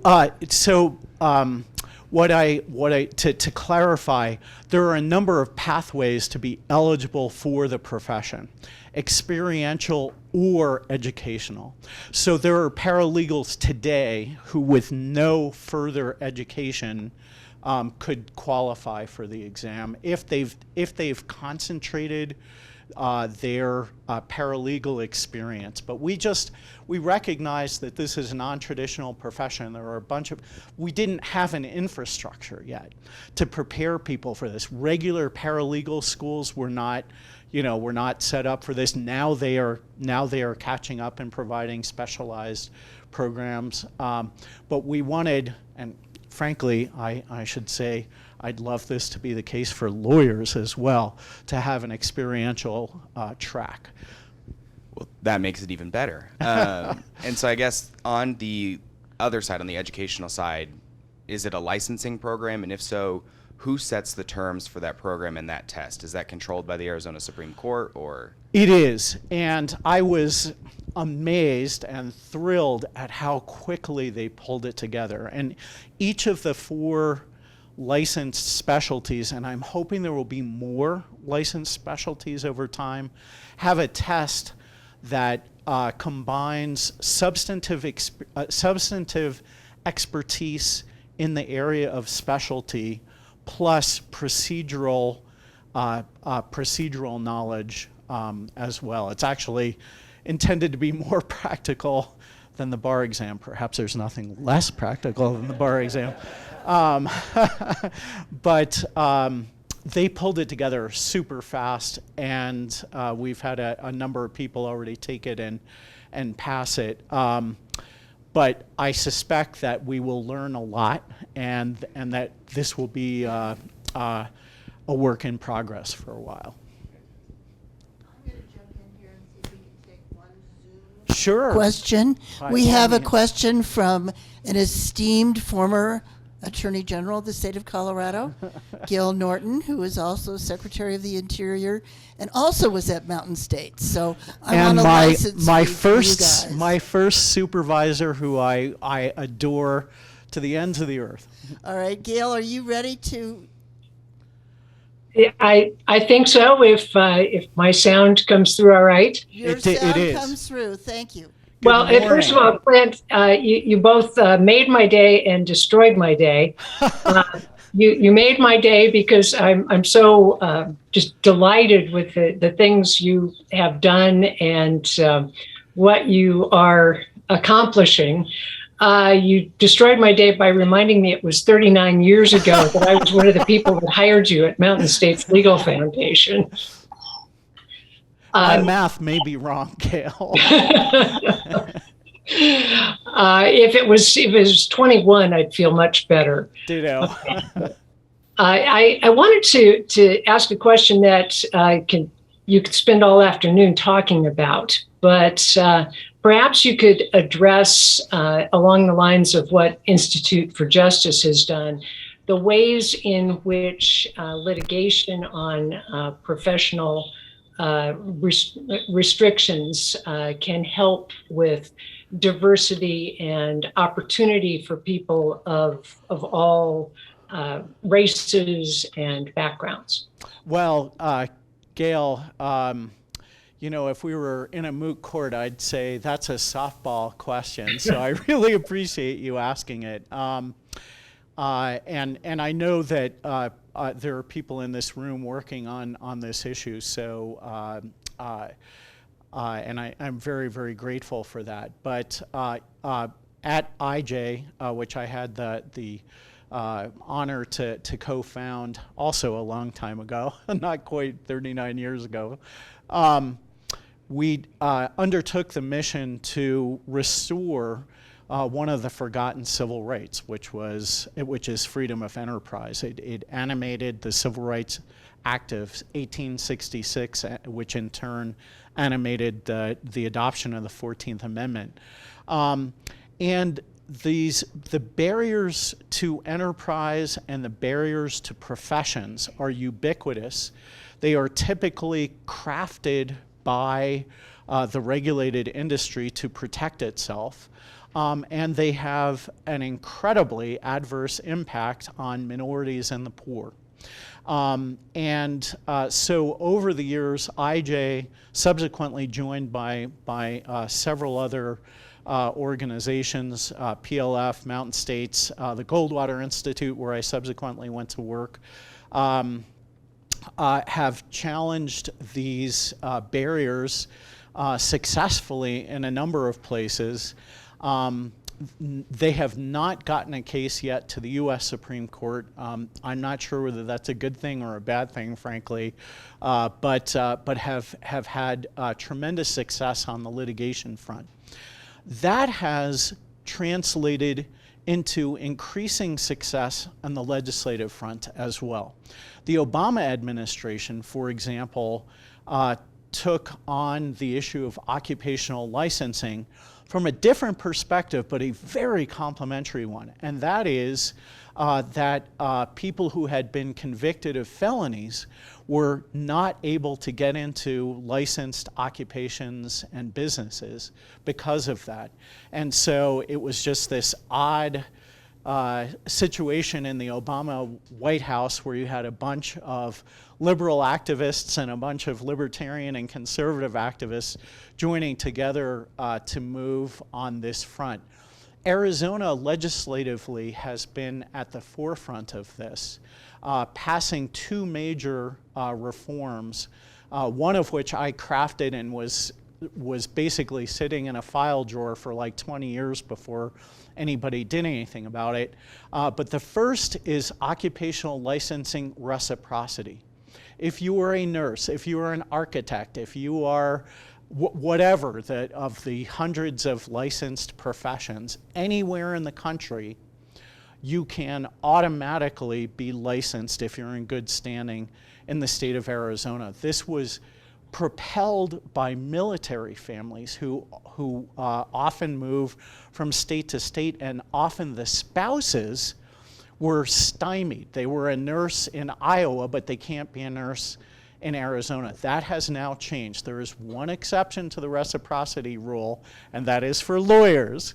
You probably guessed that. The other one was a model bill that I actually wrote so many years ago for the American Legislative Exchange Council, and it was passed and signed into law in Arizona. I'm not sure whether it's been adopted anywhere else yet. And that is to change the burden of proof in challenges to economic regulations. As everyone knows, it is the plaintiff's burden under the federal Constitution as interpreted by the U.S. Supreme Court to prove that an economic regulation lacks a rational basis. In Arizona, it is now the rule that the presumption is against the economic regulation. The government has the burden to prove that it has a valid justification. So I think both in terms of litigation and legislation, and now with the reforms that my court has adopted here in Arizona, we're recognizing that that so many of these regulations are a barrier to enterprise, which disproportionately affects minorities and the poor, and they are a barrier to consumers obtaining these services, which is also an obstacle primarily to minorities and the poor, and the poor. And so I'm really heartened to see, this was a lonely battle when it started, with a lawsuit against a Jim Crow era ban on shoe shine stands in the District of Columbia in the 1980s. But it has really flowered, and I hope many of the people in this room and on Zoom, I trust will carry it forward. So thanks, Gail. Shane, are you? Turning back to the room. Okay.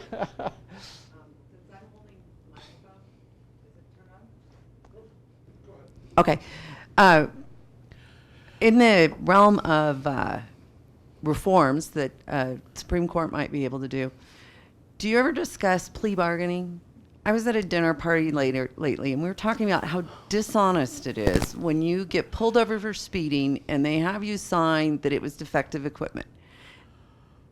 It seems, you were talking about trust in the system. It seems to erode trust in the system from the time you first get pulled over, whatever age that is. And is there any way that could be reformed? Yeah, and I've heard about it in the overcharging context, and other situations. I have to say that it has. We have discussed it, but there have not been any proposals forthcoming. And we typically act on proposals for rule changes, which can be brought to us literally by anyone. In the case of peremptory challenges, it was 2 Court of Appeals judges. But we've only discussed it in the abstract. So the answer is no. The other area where I have been frustrated is that my court, and I think Colorado is way ahead of us on this from what I understand, my court has yet to adopt voluntary rather than mandatory bar membership. So while I can applaud my court in certain real path-breaking areas, I'm still working on some other things too.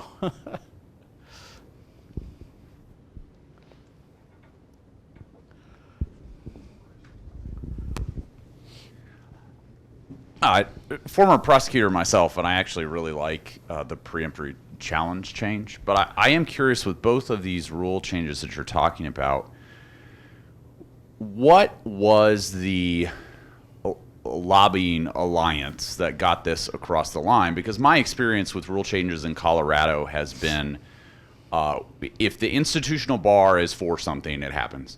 If the institutional bar is against something, it doesn't happen.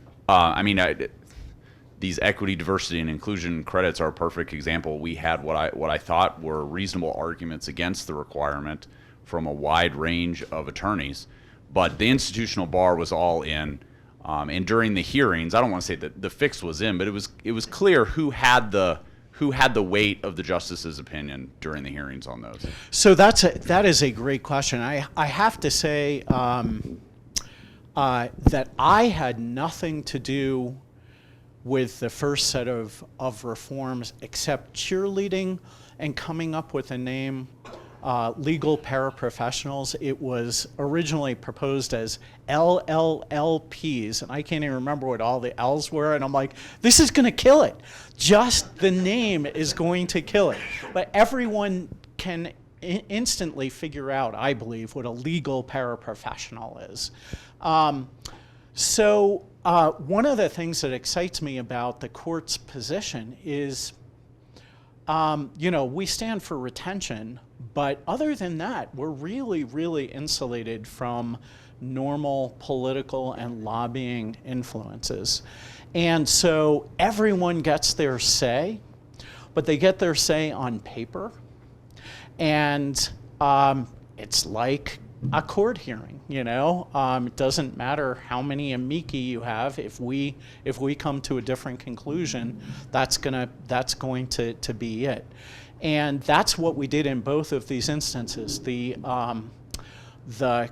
comments were overwhelmingly against both proposals, and we modified both proposals in response to the comments and concerns. So they were definitely heard and considered. But at the end of the day, we view the State Bar as a public serving organization, not as a trade association, and so we took that perspective. I have to say that the bar did not take a really hardcore opposition stand to either of these. We had a very innovative bar president who for years was saying, we need to get ahead of these changes. They are coming. We are going to be like taxi cabs with Uber if we don't become part of this, rather than just try to stand in the way of technological progress. And I give him a lot of credit. They weren't overtly in favor of it.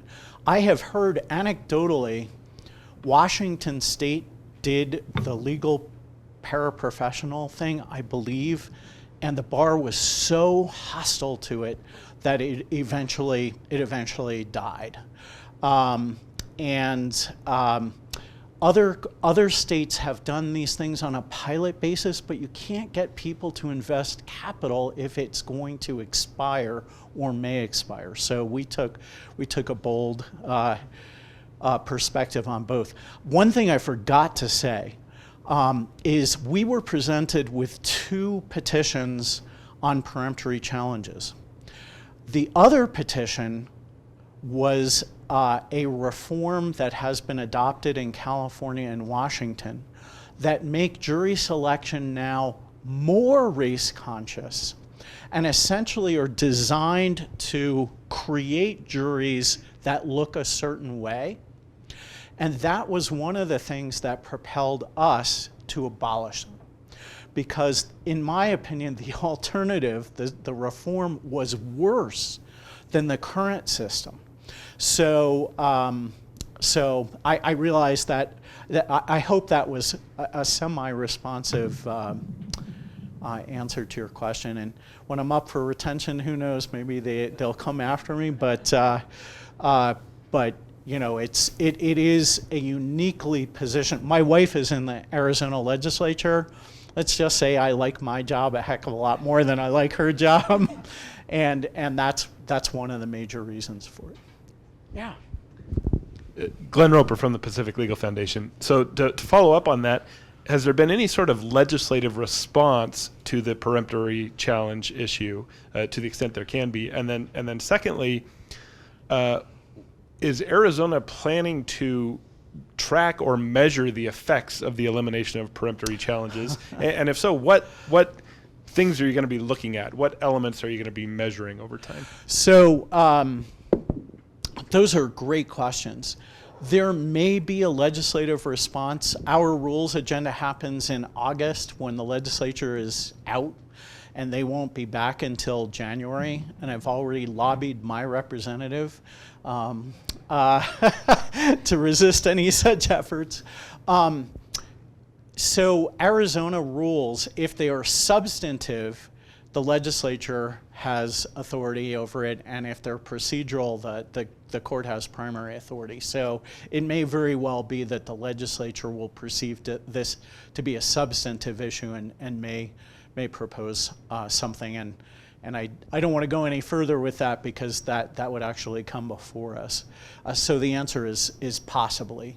On the other, yes, we are definitely planning to track both reforms, but I don't know what the details of that are. Both of them are intended to have people have our own tracking. And I suspect that especially on the peremptory side, given the abundant academic studies that already exist on this, I suspect it's going to be a subject of tremendous outside study as well. I had a question. Will Trackman, another Mountain States legal Will. lawyer. It's good to see you in friendly confines and not on opposite sides of the softball field in the Cato IJ softball games. Since you started by saying you can't help yourself about diving into controversial topics, I thought I would ask you about diversity.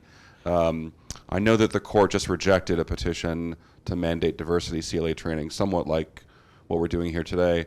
What do you think about the court's ability to say that no CLE course can obtain credit if it embraces concepts promoting racial segregation or racial discrimination? So you are correct. We rejected a petition that would have mandated it. It's certainly, if the bar wants to provide CLE training, on that or virtually any topic, it is certainly at liberty to do so. That's a really good question, and whether we could prohibit training that promoted segregation, I suppose I don't know. That's actually a really good question, and I suspect a lot of people in this room probably have a more advanced answer than I. Obviously, yeah, I think given the debates over bans on certain types of education, I think I probably shouldn't weigh in on that. But certainly, Come on. certainly, if petitions came forward on that, we would have to consider not only the policy aspects of it, but the legal aspects as well. Sorry for the evasive answer. We've got a question behind you. I'm Bill Robinson with Robinson & Robinson, Colorado's oldest law firm. Aw, And awesome. my question, I've been quite concerned about the Southern Poverty Legal Foundation, without any hearings at all, issues lists that include a lot of entities that are in Colorado and the West, and specifically they said that the Institute for Justice was a racist organization. Is there what do we these are all ex-party pronouncements, you might say, and sometimes if you oppose them, why you give more publicity than if you just ignore it. But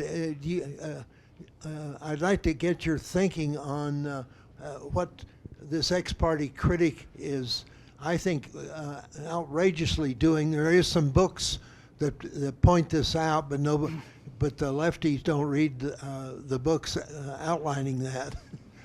Well, Gosh, it would astonish me if they labeled IJ, a racist organization. Certainly, in the years that I was there, a majority of our clients were people of color and low-income people, and so I mean that would just blow me away. Let me just give you an indication of my perspective on it. While I was at IJ, a different organization that produced a guide to organizations that it considered to be reprehensible. And I don't want to identify it, but put IJ in there, and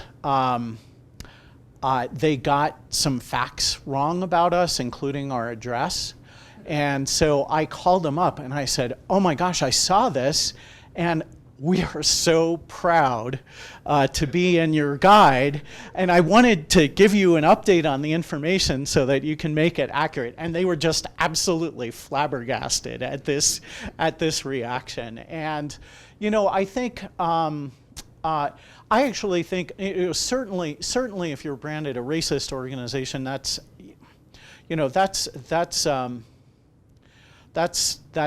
problematic. But by and large, I really think that you fight fire with fire, and you use the opportunity to talk about who you are. Just give you one anecdote in that regard.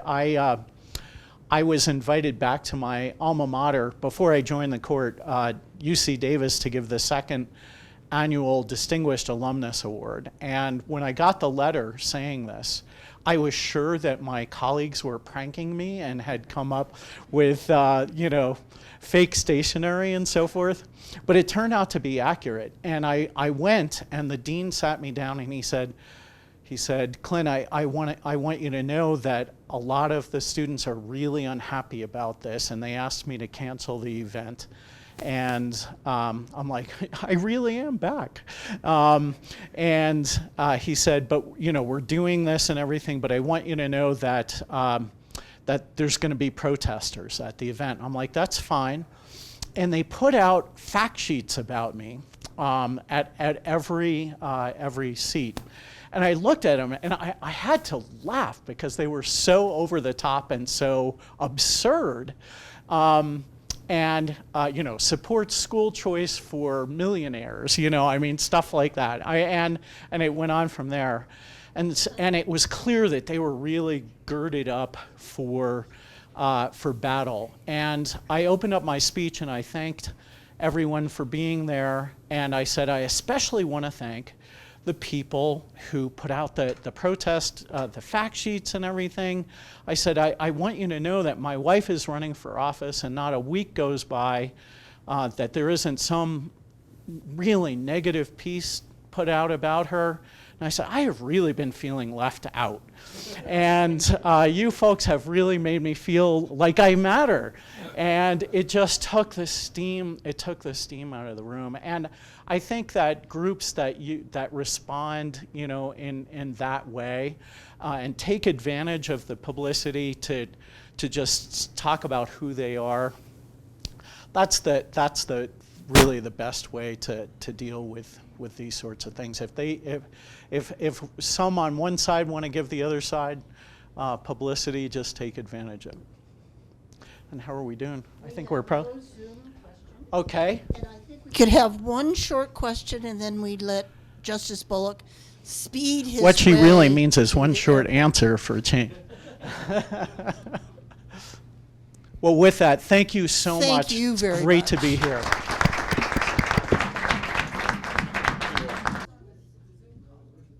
You all ready? The very first time I had a client sued by a law firm in San Francisco, they addressed the letter to gentle persons. And then they proceeded to say what they were going to do to us.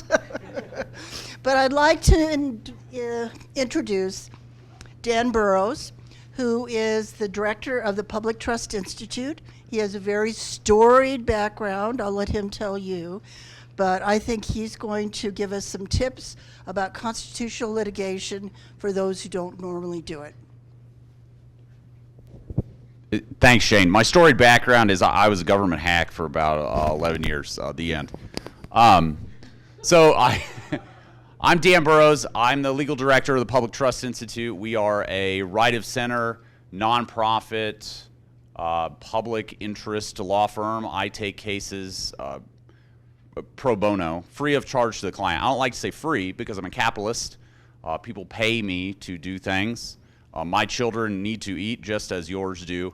But thanks to the generosity of our donors, we're able to help people bring cases in Colorado, focused a lot on the Colorado Constitution, which, as I understand it, nobody knows what's in it or what it says or anything. So I've been able to become an expert in the Colorado Constitution of preeminent fashion within the space of a few months because the space was unfilled.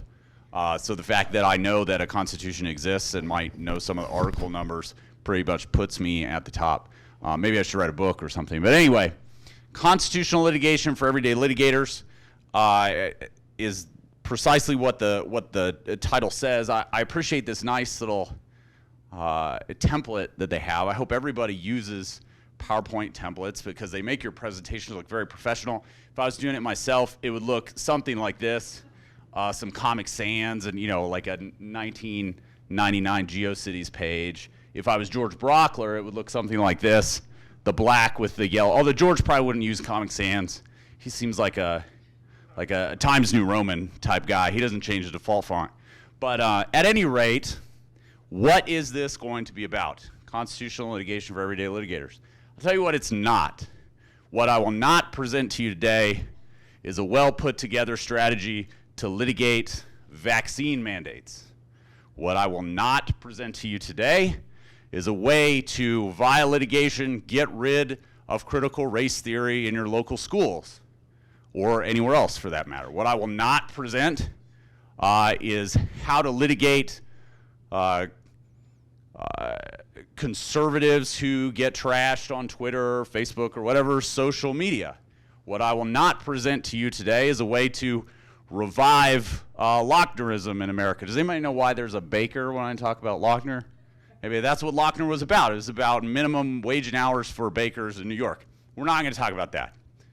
What we're going to talk about is, at the risk of repeating myself, constitutional litigation for everyday litigators. So for some of you, hopefully for all of you who took Con Law 1 at least in law school, some of this is going to be review. For some of you who do this every day, now would be a good time to go to the bathroom, get lunch, whatever. You've already got your 2 EDI credits, which we all know that's why everybody came. Let's not pretend that you're here to see Dan Burrows. So feel free to sneak out. Do it discreetly if you can. Have a very fragile ego.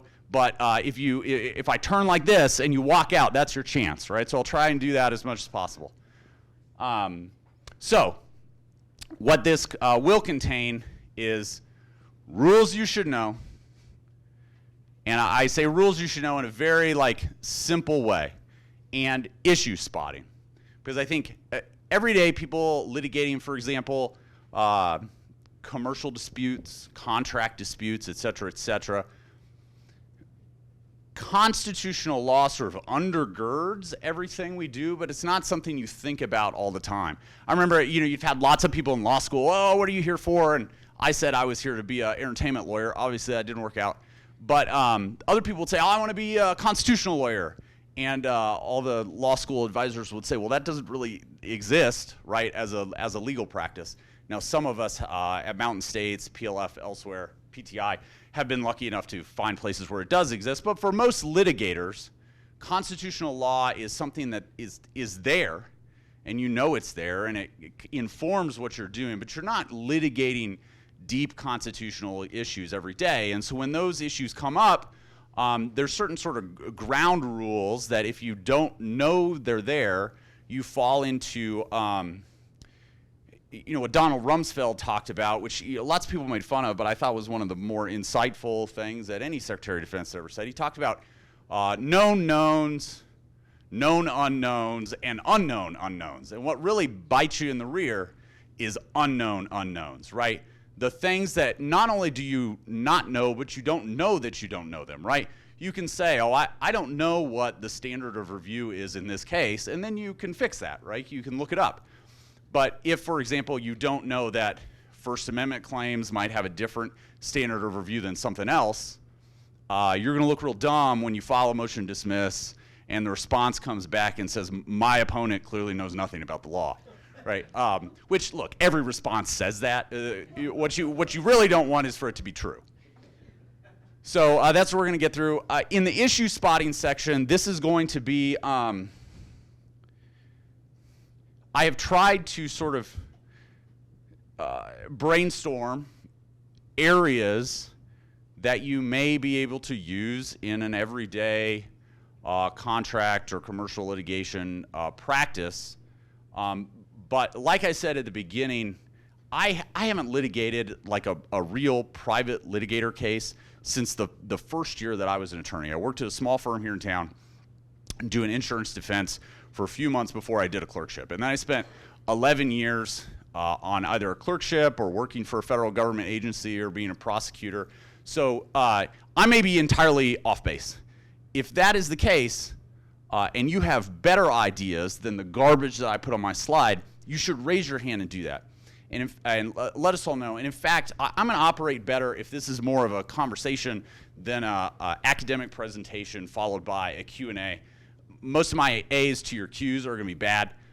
It would be better for you to take your sort of everyday experience that we have in this room, wisdom of the crowds type thing, and if you have something relevant, just raise your hand. I'll stop what I'm doing. We will talk to you. And then if it was a bad question, like, you can suffer the indignity of that, and everyone will look at you funny, and I'll move on with the rest of the presentation. So anyway, all right. Oh, this is the last thing. I'm going to try not to comment on the wisdom or offer my opinions on some of these rules. I think too often in this world, we spend a lot of time talking about what we think the law should be, and that is useless as a practical matter. What is important as a practical matter for, again, everyday litigators is what the law is and how we can work within what the law is. Now, it is probably going to be impossible for me to follow this hear no evil, see no evil, speak no evil philosophy. My opinion is just to kind of pour forth like a waterfall at times.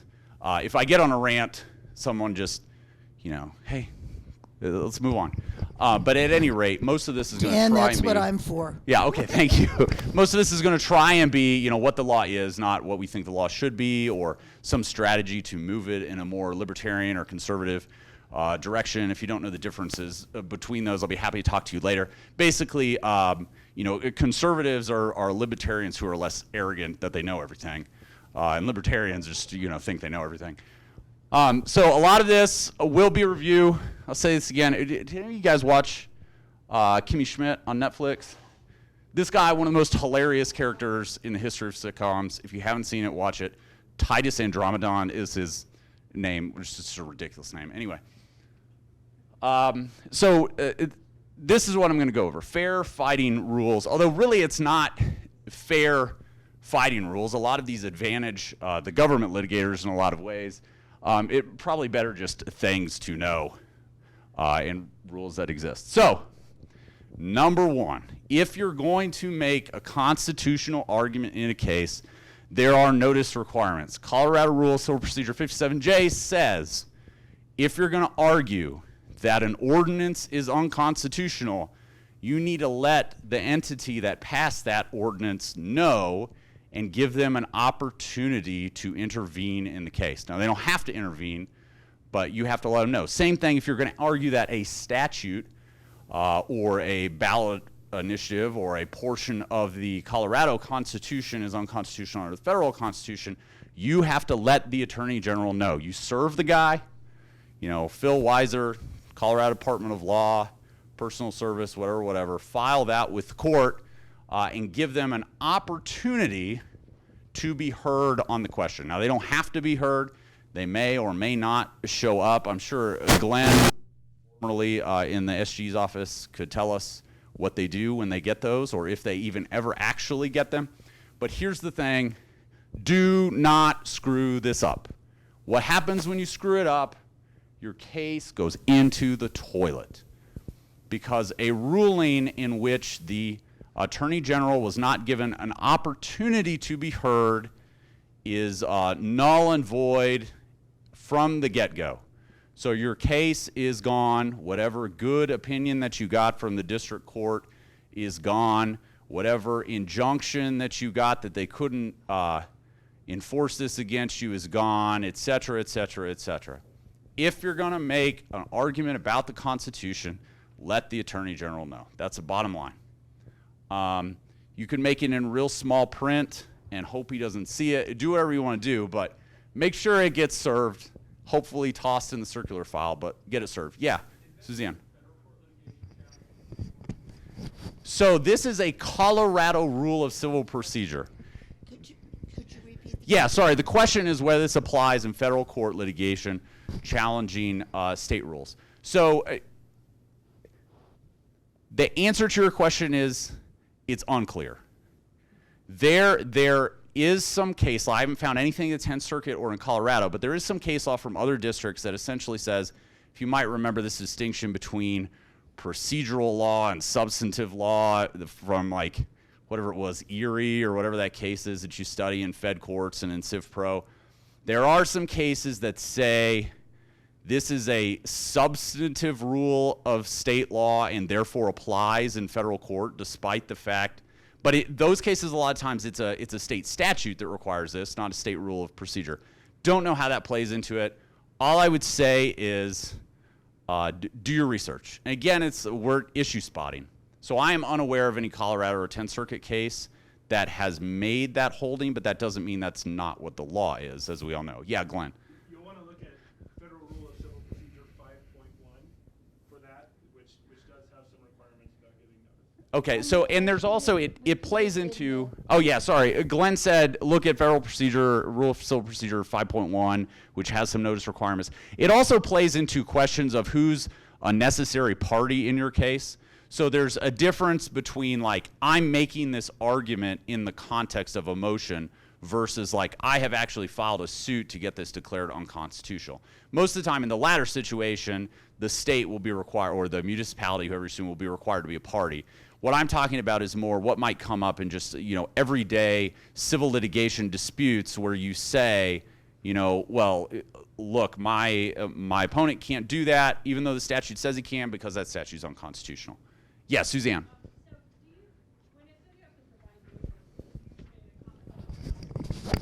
Suzanne, we've got Zoomers, so if you could repeat your question. Yeah.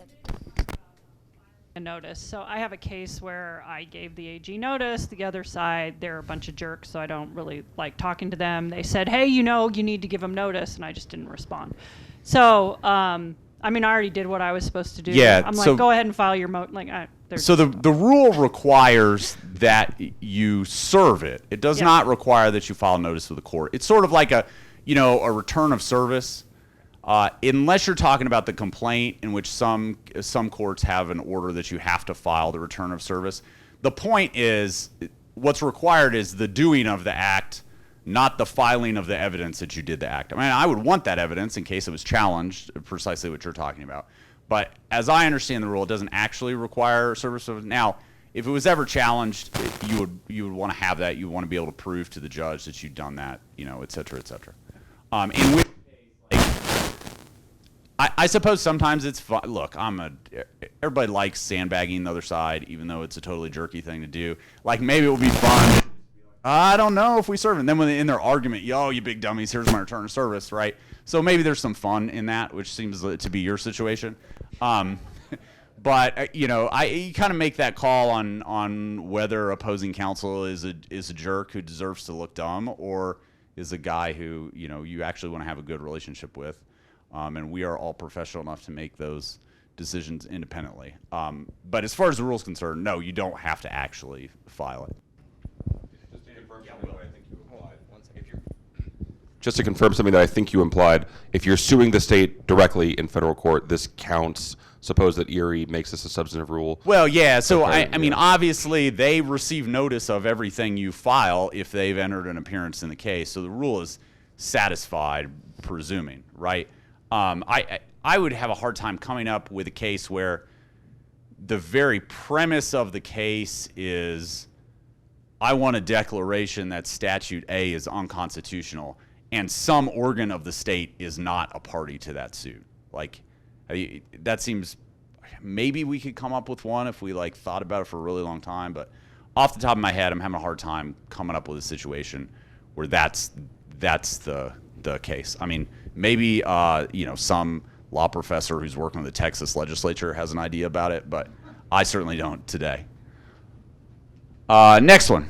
Avoidance doctrine, and this will play back into the notice thing that I'm talking about.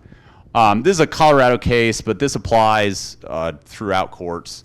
Federal courts have this as well. If you read, reading law, this is one of the canons of statutory construction. But the point is, insofar as you can reasonably interpret a statute as being constitutional, the court is under an obligation to do so. Now, that doesn't require absurd readings or all sort of like cross currents. The point of me bringing this up is to be aware that this exists. So if you're going to make an argument that something is unconstitutional, be prepared for a response that is basically, well, look, if that's what this statute requires, that's clearly unconstitutional. So obviously that's not what the statute requires, right?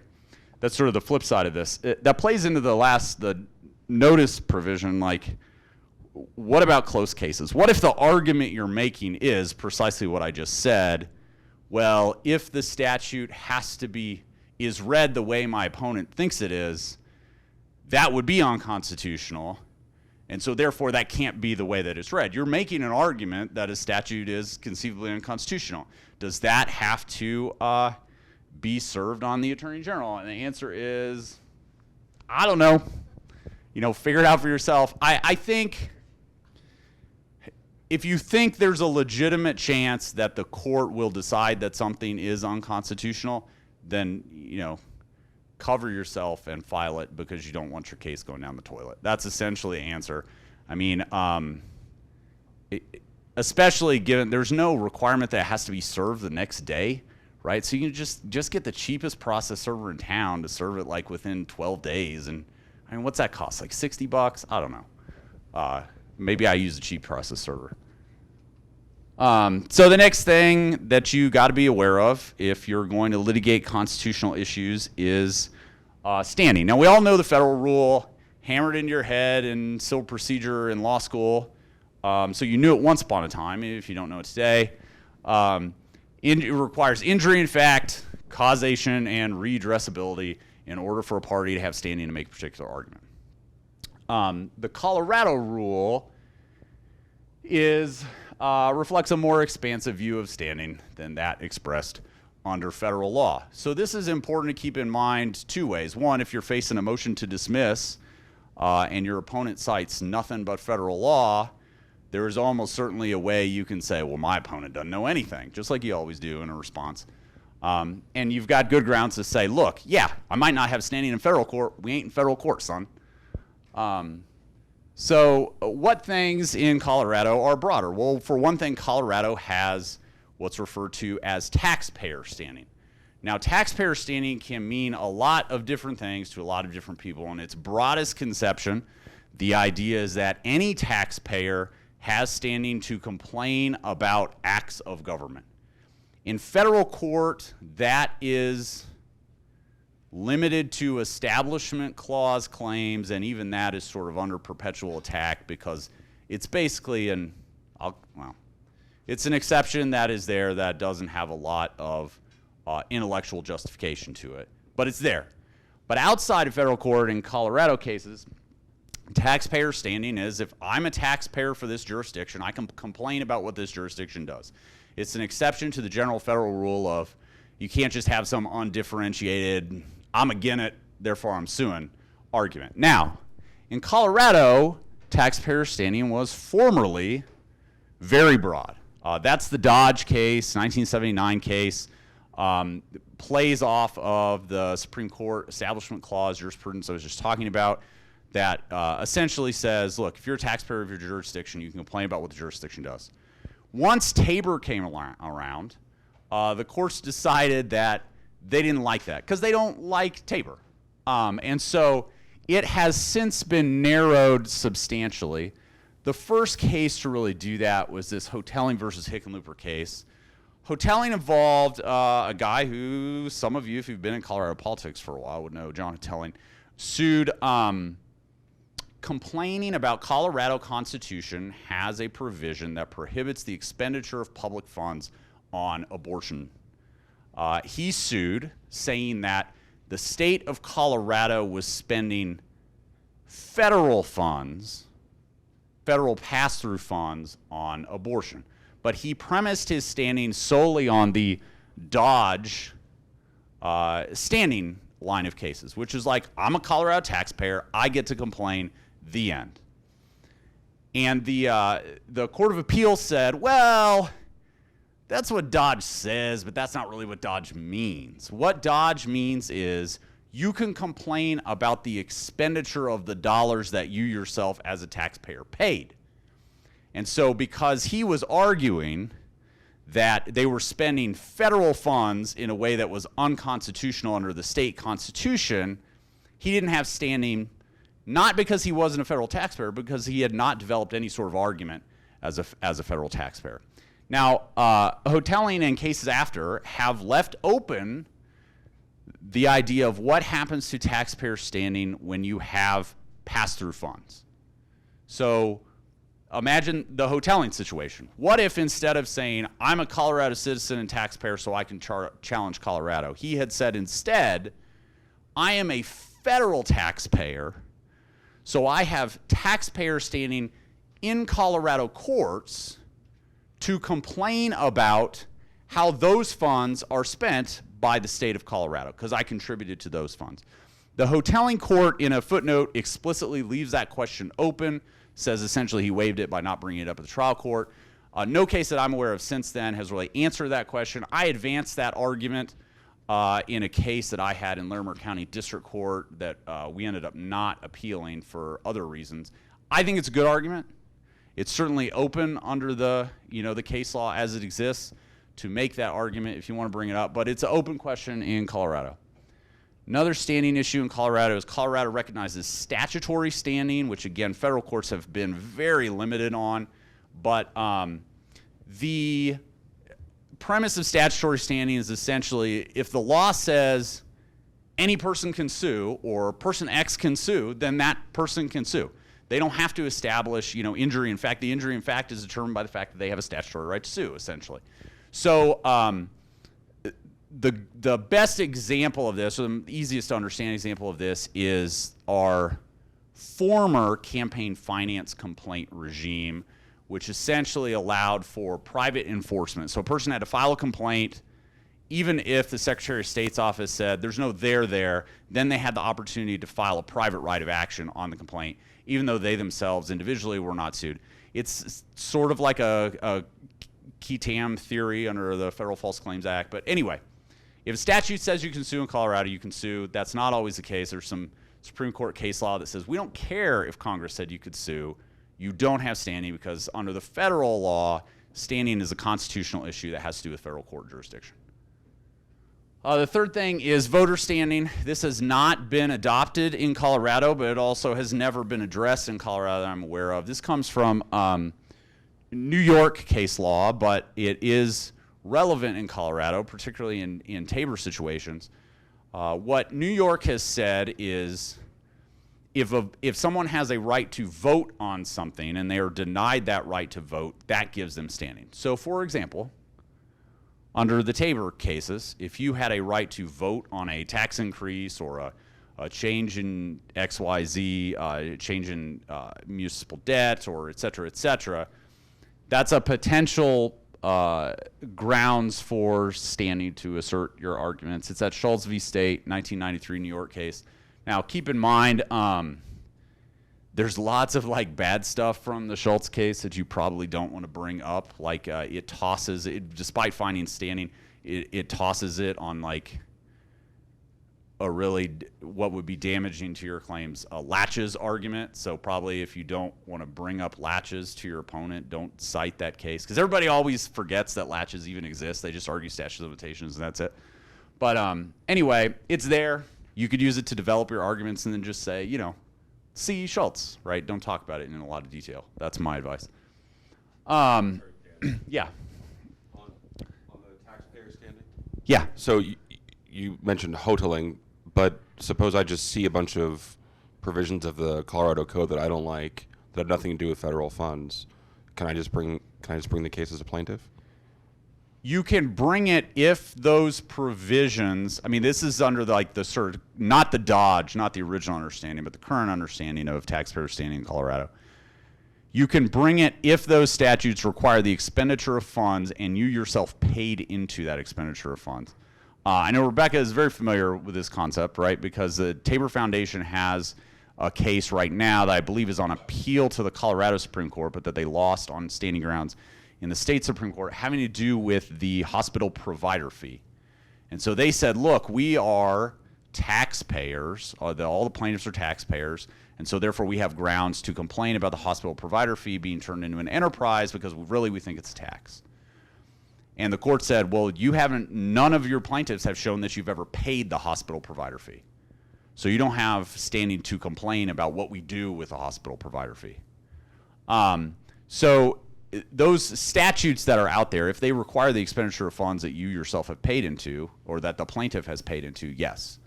If they're just, I don't like it, there's not really anything to do. And the other thing to keep in mind is the expenditure of funds has to be more than de minimis. There's a case where, I can't remember whether it was Hickenlooper or Polis, but they declared like National Day of Prayer and a bunch of atheists sued them. And they said, well, the expenditure of funds was the paper to print the declaration on. And the court said, nah, that's de minimis, that doesn't count. Any other questions? All right. So the other thing to keep in mind, this is in Colorado courts. If you are making a constitutional argument, in any case whatsoever, there is a heightened standard. Parties challenging the constitutionality of statutes must prove unconstitutionality beyond a reasonable doubt. If you want a big discussion of why this is an awful rule, talk to Glenn Roper and the rest of the guys at PLF. But at any rate, too many cases to cite going back to 1880s. That's been the rule in Colorado. Now, this standard, of course, is subject to substantial criticism. One of the grounds being that, well, look, beyond a reasonable doubt is an evidentiary standard. It doesn't make any sense at all in the context of a legal determination.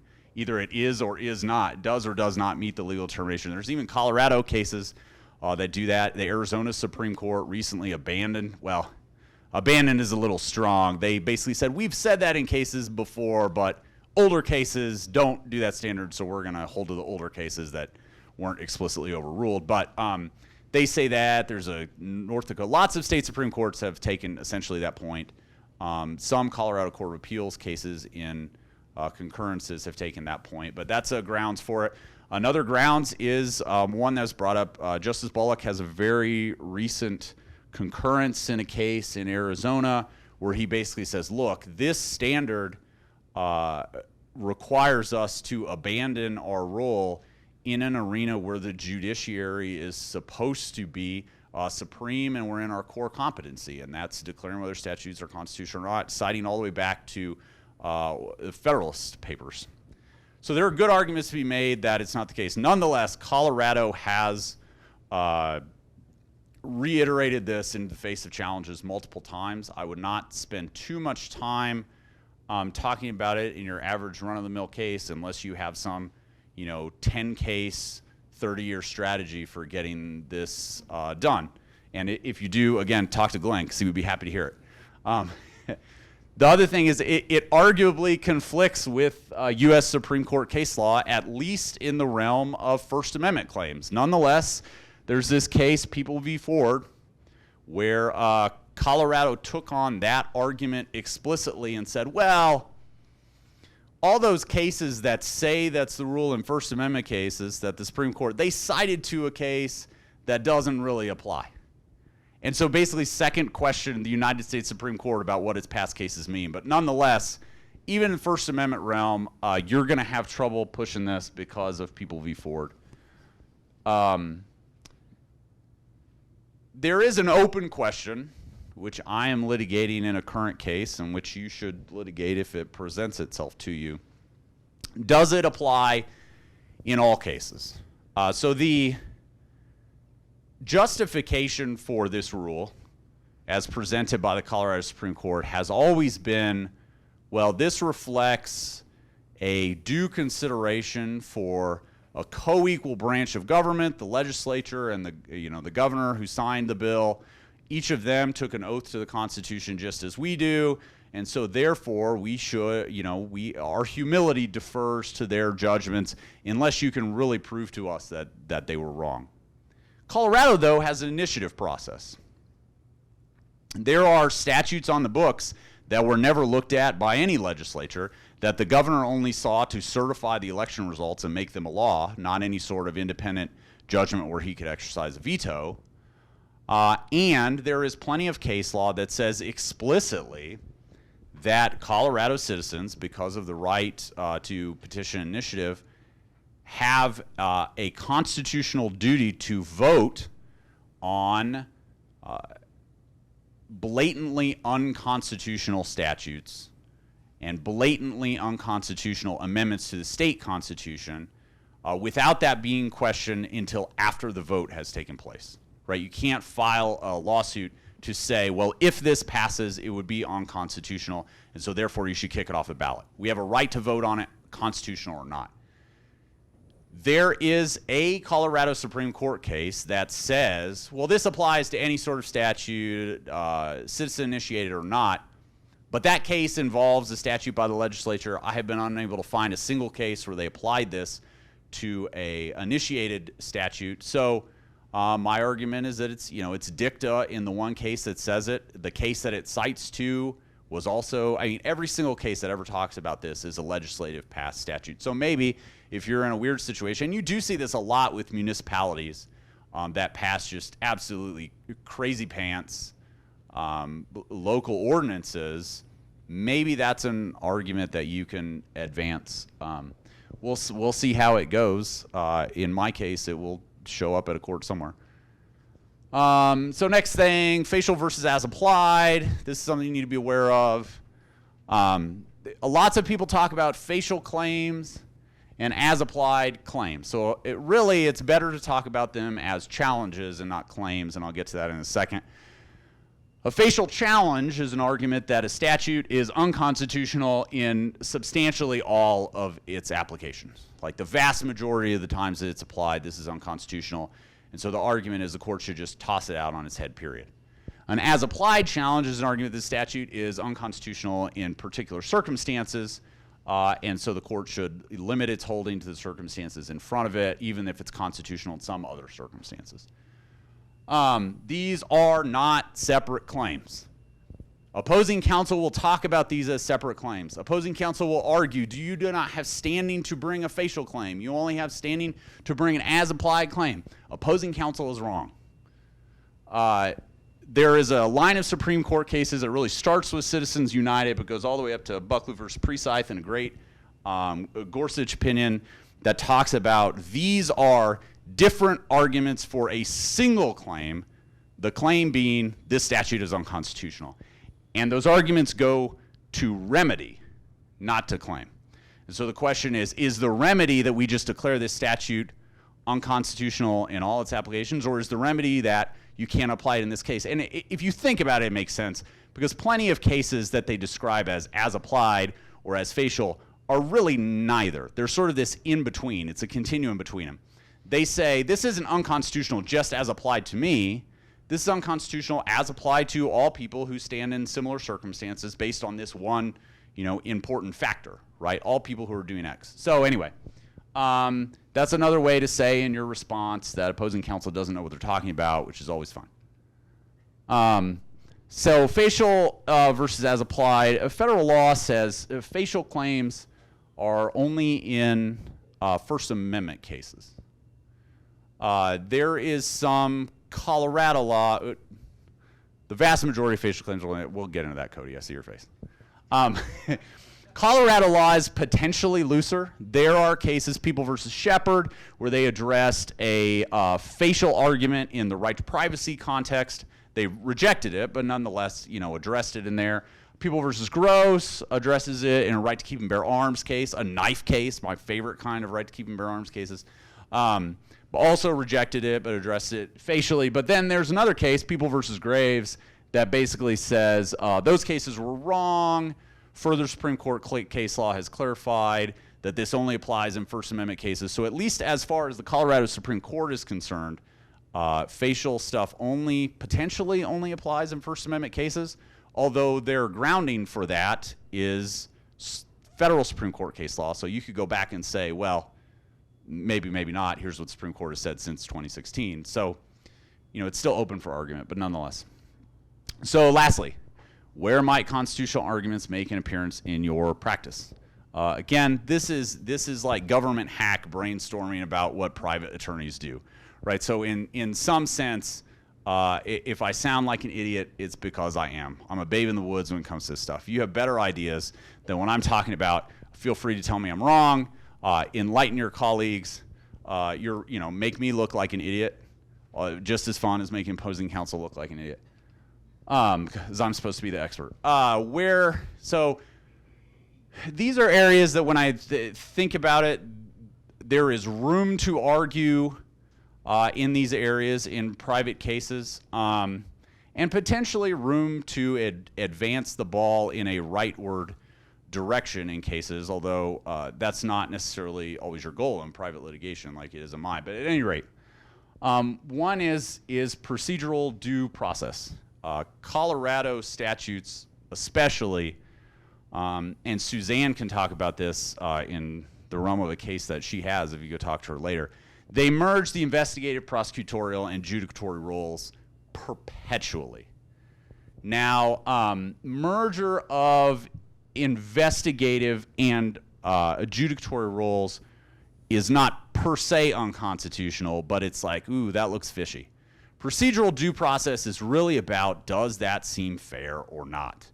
And particularly when merged with political actors making decisions. For example, a political actor who may have endorsed someone's opponent in an election, then making decisions on a campaign finance complaint that comes from that person that they have endorsed opponent, when combined with the merger of prosecutorial and adjudicatory roles, certainly leaves you grounds to make a argument that, like, look, guys, this just ain't fair.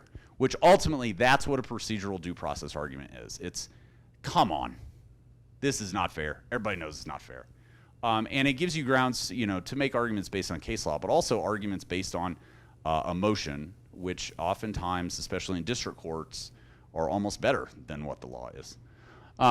Powers arguments.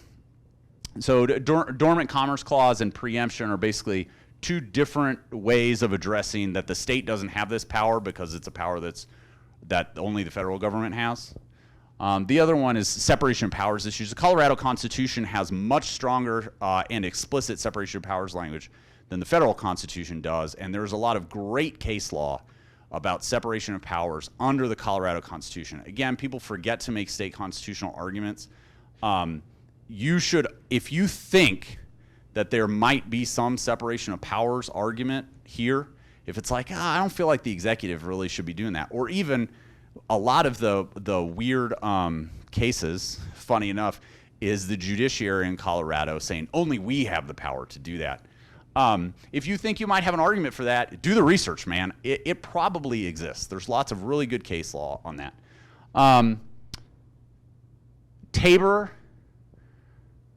I point this out not to make like Tabor lawsuits, but to bring up a case that an attorney here in town had recently where she was able to make a very creative Tabor argument in the context of a dispute between two special districts. So something that Tabor requires is that all obligations, contractual obligations that last more than a year require a vote of the people.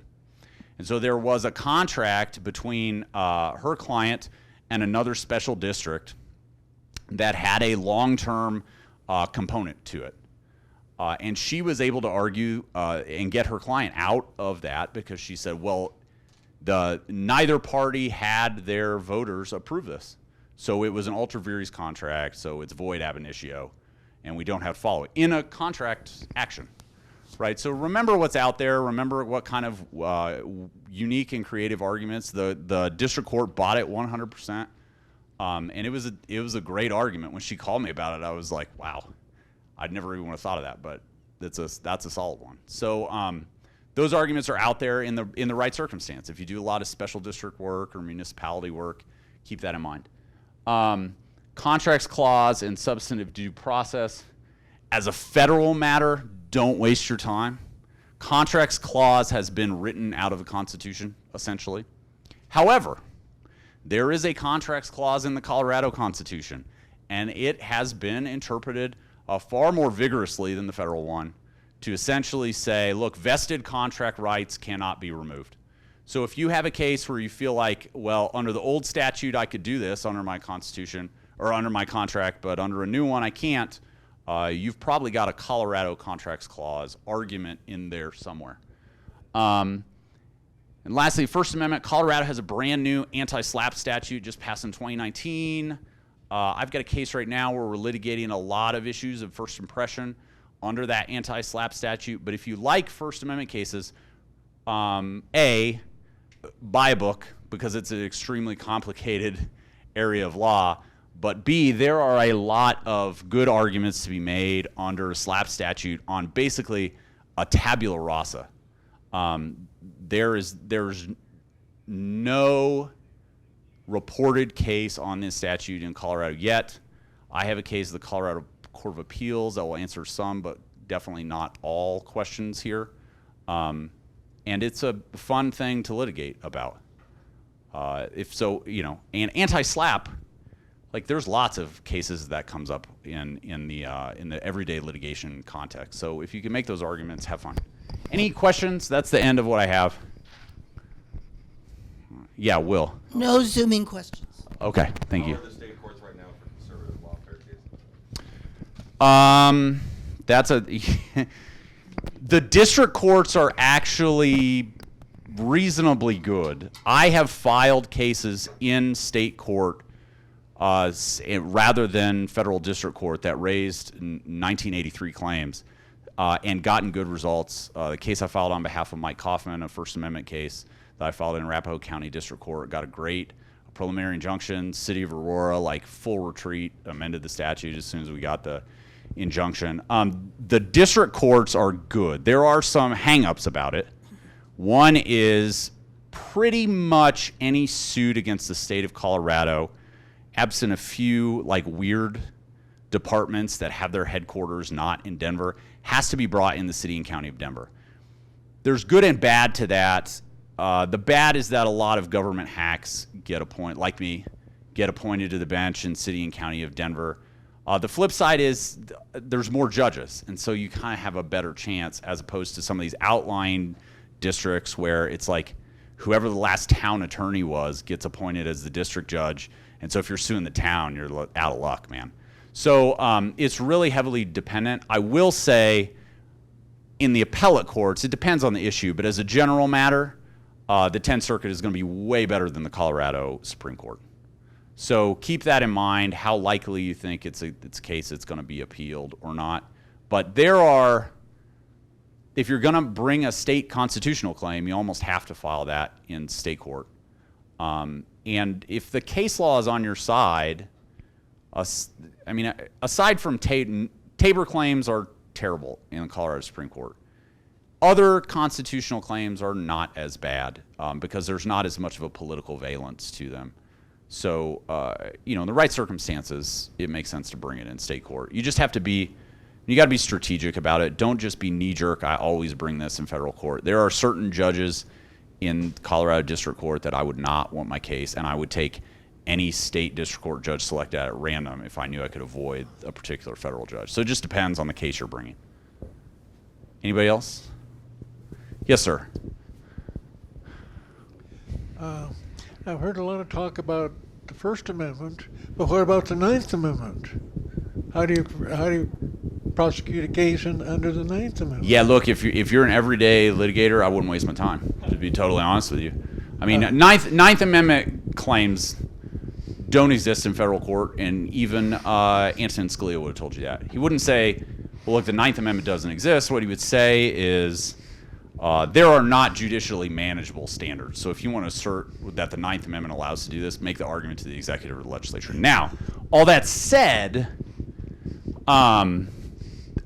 you can make kind of Ninth Amendment powers arguments against the state. And the case that I would refer you to is the U.S. term limits case, where they set up essentially a very rudimentary analysis for determining whether a state actually has the power to do something under the federal constitution or not. One of the initial questions is this original power? And then the U.S. term limits case, they say, well, this can't be an original power of government because the House of Representatives didn't exist And so you can't set terms on something that didn't exist, so it's not an original power. So there are arguments to be made. Within the scope of the CLE that I am presenting, I would suggest that you might as well put your client's money in a pile and light it on fire. I figured out the Ninth Amendment, how Madison would have written it if he had understood rights. And I used the Ninth Amendment about 20 years ago in U.S. tax court and won. Yeah, I mean, tax court, that's like Mars to me. But, so if you have expertise there, I'd love to hear about that case. Okay, then I did the same thing with Montana State Tax Appeals Board and won. But they were cunning. They didn't make a final judgment in my cases. They just left it blank. And I didn't know how to appeal a non-answer to the U.S. Supreme Court. Yeah, so yeah. Right, it has to be a final judgment, right. I knew I was free of taxes, state and local forever, but I didn't set any precedent that anybody else could use. Yeah, yeah. And I mean, I don't know the answer to that exact case. I'm about ready to do that. So I mean, you could always, if there's not a final judgment, you can always file a mandamus action with the court above. That's a good way to get a final judgment against you, because no court likes being told what to do. But in the right case, that might be a good strategy. I know all about courts. Yeah, I've had a lot of experience with courts. Roger. And all right. Anybody else? All right. Well, thank you very much. Thank you very much, Dan. I hope this was helpful, and if it wasn't, send complaints to me. All right. Just a couple housekeeping things. For Colorado attorneys, the affidavit is self-explanatory. If you're seeking credit in another state, we only have paper copies right now of Justice Bullock's materials. We are going to try to get everything posted on the Independence Institute website. Give us a couple of weeks. But you're going to have to apply for accreditation directly with your Supreme Court if you're not a Colorado lawyer. But my understanding is once one state bar has accredited something, that they pretty easily move. Go forth and eat. Yeah, everybody can get lunch. There's Chick-fil-A, I believe. Of course, there's Chick-fil-A. How about about 15 minutes? You can sit down, and then John Caldera will come down.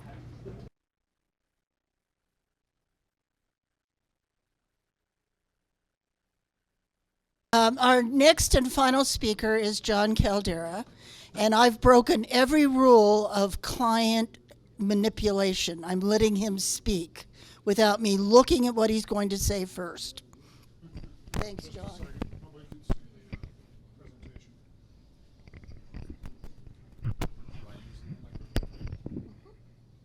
Don't go too far. Wait.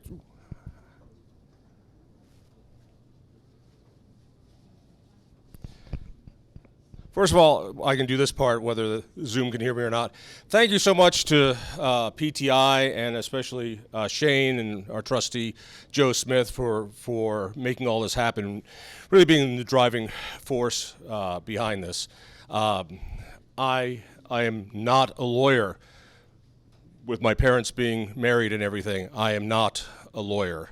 But I do believe I have something to offer when it comes to diversity training. And when we do this, let me see if I can, well, which one do I click? Okay. The one on the right, thank you.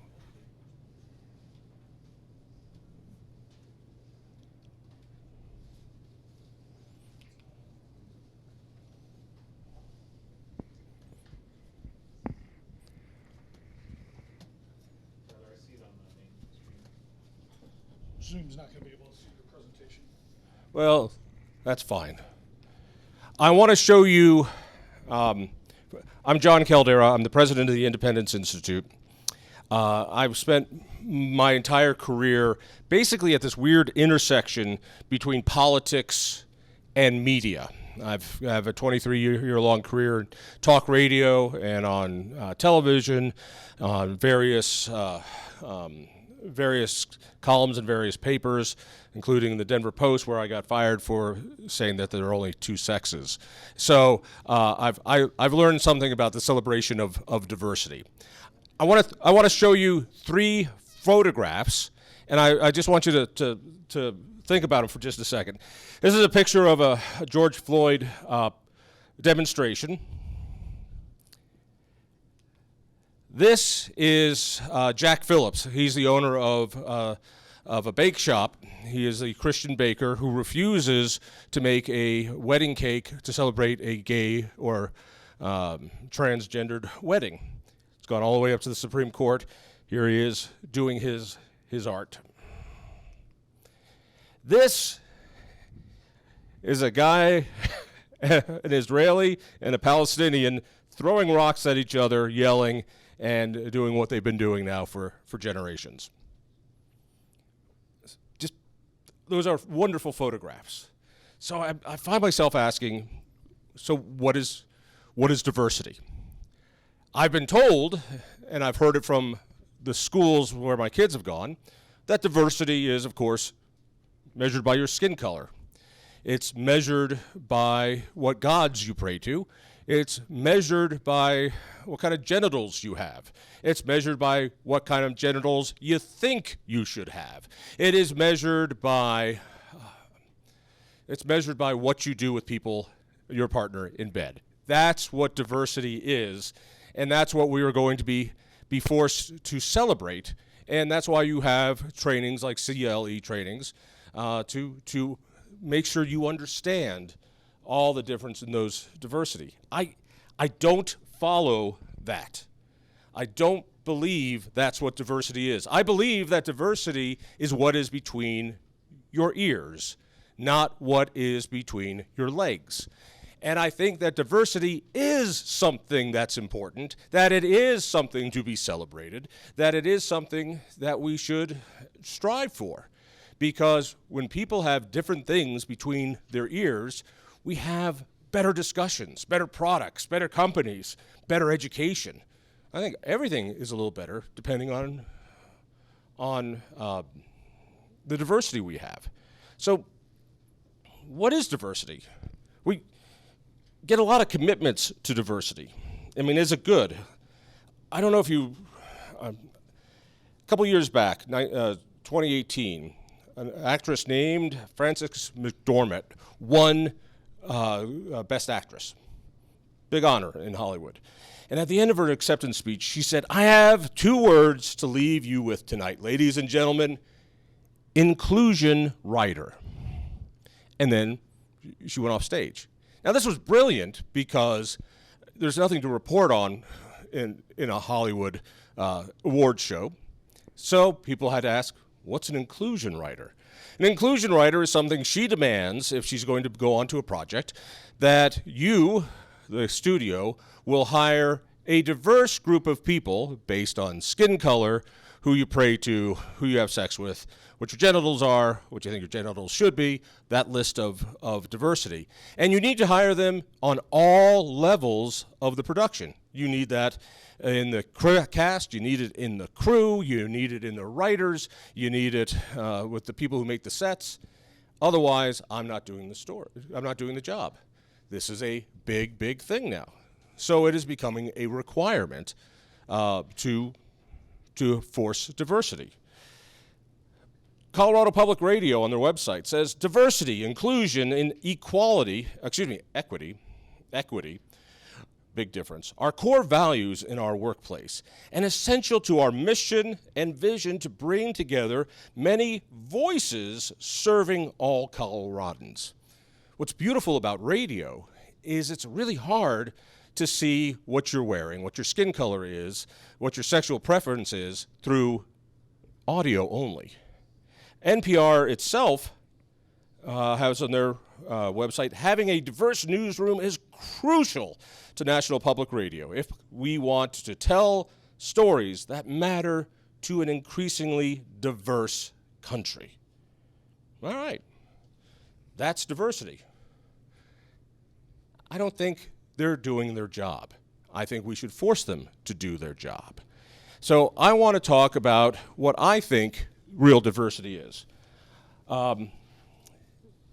This popped up. I was listening to NPR one day, and they did this usual story about lack of diversity. This time the target was the Federal Reserve Board. There is no diversity at the Federal Reserve Board. It's a bunch of men. Matter of fact, it's a boys' club. And if only there were women on the Federal Reserve Board, that would be a terrific thing. I was left with a question. Why? Why would that be terrific? What difference would that make? And it's partly because I have economic backbone to me, and I know what the Fed does. The Fed has one big lever. Now, they can use different things to get it there. They can either increase the money supply or they can decrease the money supply. They can have lots of different ways of doing that. But in a sense, this is their job. How many dollars do we have? How many dollars should we have to keep inflation under control, but also to promote the economy and employment? So if women are going to be on the board of the Federal Reserve, what NPR didn't answer was, to me, the most basic question there is. You want more women on the Federal Reserve Board so that what? Will they pull the lever back, or will they push the lever forward? As somebody who's a fan of the Austrian School of Economics, I want them to pull it back. What's going on right now is a lot of pushing it forward. Since COVID, the money supply has gone up by a third since last March. Really dangerous stuff in my mind. That wasn't covered. The diversity is what mattered. And I got to realize they don't understand diversity. They don't want to understand diversity. They want to understand something else. So what I'd like to talk about is partly Stephen Covey's book, The 7 Habits of Highly Effective People. And one of them is seek first to understand, then to be understood. In my world of politics and in political discourse, we do this completely the opposite way. And we have no luck because we don't try to understand people who are diverse from us. So let's take a look at the tribes that we're in. There are political tribes. Tribes are evolutionary. We gravitate to them. We have to have tribes. They help us stay safe. They protect us from looters. They help hunting and gathering. We need them. We help fight a common enemy with them. They bond us together because we have similar interests. And most importantly, we create signals to say, you're not in my tribe, you're in my tribe. You're not in my tribe. If I'm a gunny and you're wearing an NRA cap, well, hey, we're in the same tribe. If you're a Baptist and you go to the Baptist convention someplace, my guess is you feel comfortable with everyone there at a certain level because you have the same stuff between your ears, the same identity that you have. If you wear a Star Trek shirt and you meet somebody who has a Star Wars shirt, you know this is a marriage that's just not going to work. So we send these signals. In my world, and increasingly throughout this cancel culture, there are 3 tribes. There are progressives, there are conservatives, and there are libertarians. These are the tribes. Now, I'm not saying you fit only into one. I'm not saying that you are stuck in one.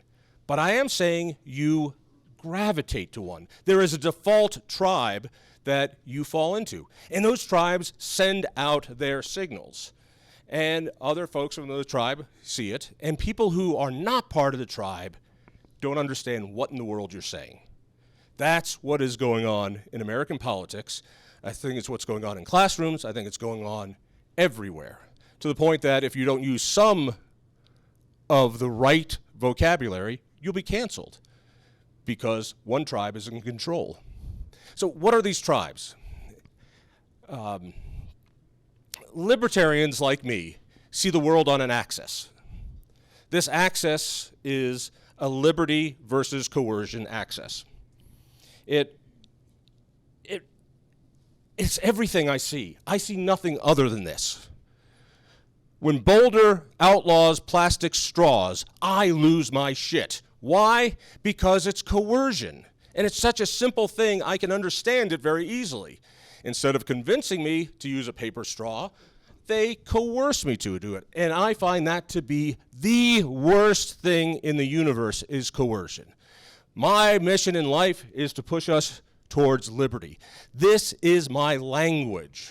This is the words I use are built on this axis. What about, for me, my heroes are those who fight for individual rights. My enemy, the people I hate, are people who fight for collective oppression. That's the world. And every instance that I look at, that's what I see. Progressives don't see what I see, and they don't use the words I use. They see the world between an evil of oppression, the oppressors, to the victims of oppression, the oppressed. Their language always speaks in that way. Now, you might not disagree. You might disagree wholly with what their language is or what their core value is. But I don't think we spend a lot of time trying to understand it so that we know what their words are, what their communication is. Conservatives, and I've had a long, hard time trying to understand conservatives. I work with conservatives. We are conservatives and libertarians in this place. I'm much more libertarian-oriented, so that Dan Burrows can call me an idiot. And this is important. But conservatives believe in virtues and morals and virtuous institutions based on the founding of our country. And for them, when you lose those keys to civilized life, you lose the key to order, you open the doors to chaos, to all sorts of bad things. And their feeling to a libertarian is, you're very cute, John, but without law and order, without a civilized society protecting your right to free speech, you're going to lose it. This is why we think marriage is important. This is why we think traditions are important and church is important. This is why the flag is important. These are important things. So we see these three axes, and the key is they have a different viewpoint. And their viewpoint is as married to who they are as someone's skin color. For me, I am only that libertarian. But now I'm starting to understand why what I say bounces off of the other two's foreheads when I speak to them. Because I'm speaking English, they're speaking Chinese, and I don't need to learn all Chinese, but just a little bit. So, I'm curious, what do you see? Well, if you're a progressive, you see oppression. You definitely see oppression.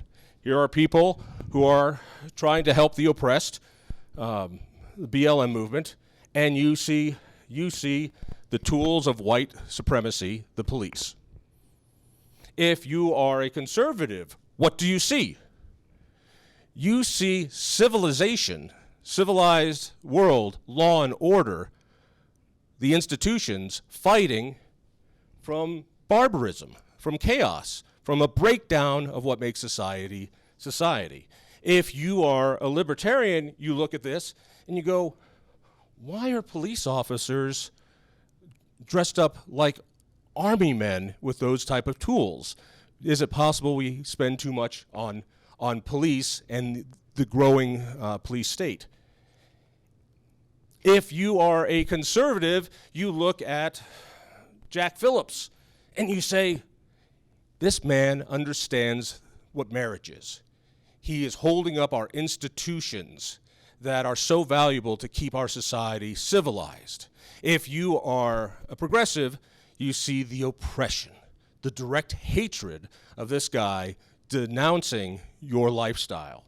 If you're a libertarian, you say everyone has free speech. Make the cake and sell it to whomever you want. Competition will make sure everybody gets a cake. And furthermore, why is government in the business of marrying people? Why is there a tax deduction for being married? Why? It makes no sense. If you're here, Israel is a proxy for American values and institutions. That's why we do that. It is democracy. It is civilization in a barbaric world. Or is it oppression to a victimized world by a military state that has too much? Or is it someplace we should be anyway? We can go on with this. The war on terror. The war on terror is to save our institutions. No, we have abused people, and therefore we're getting our just desserts because we victimize people. Or we say, this is not our world to be in. The drug war is a perfect example. The left looks at the drug war and say, this is a tool of oppression. And it's hard to disagree with that when you look at the different sentencing laws for cocaine versus crack and those type of things. This is a way to put black people away. Conservatives say it's breaking up the family.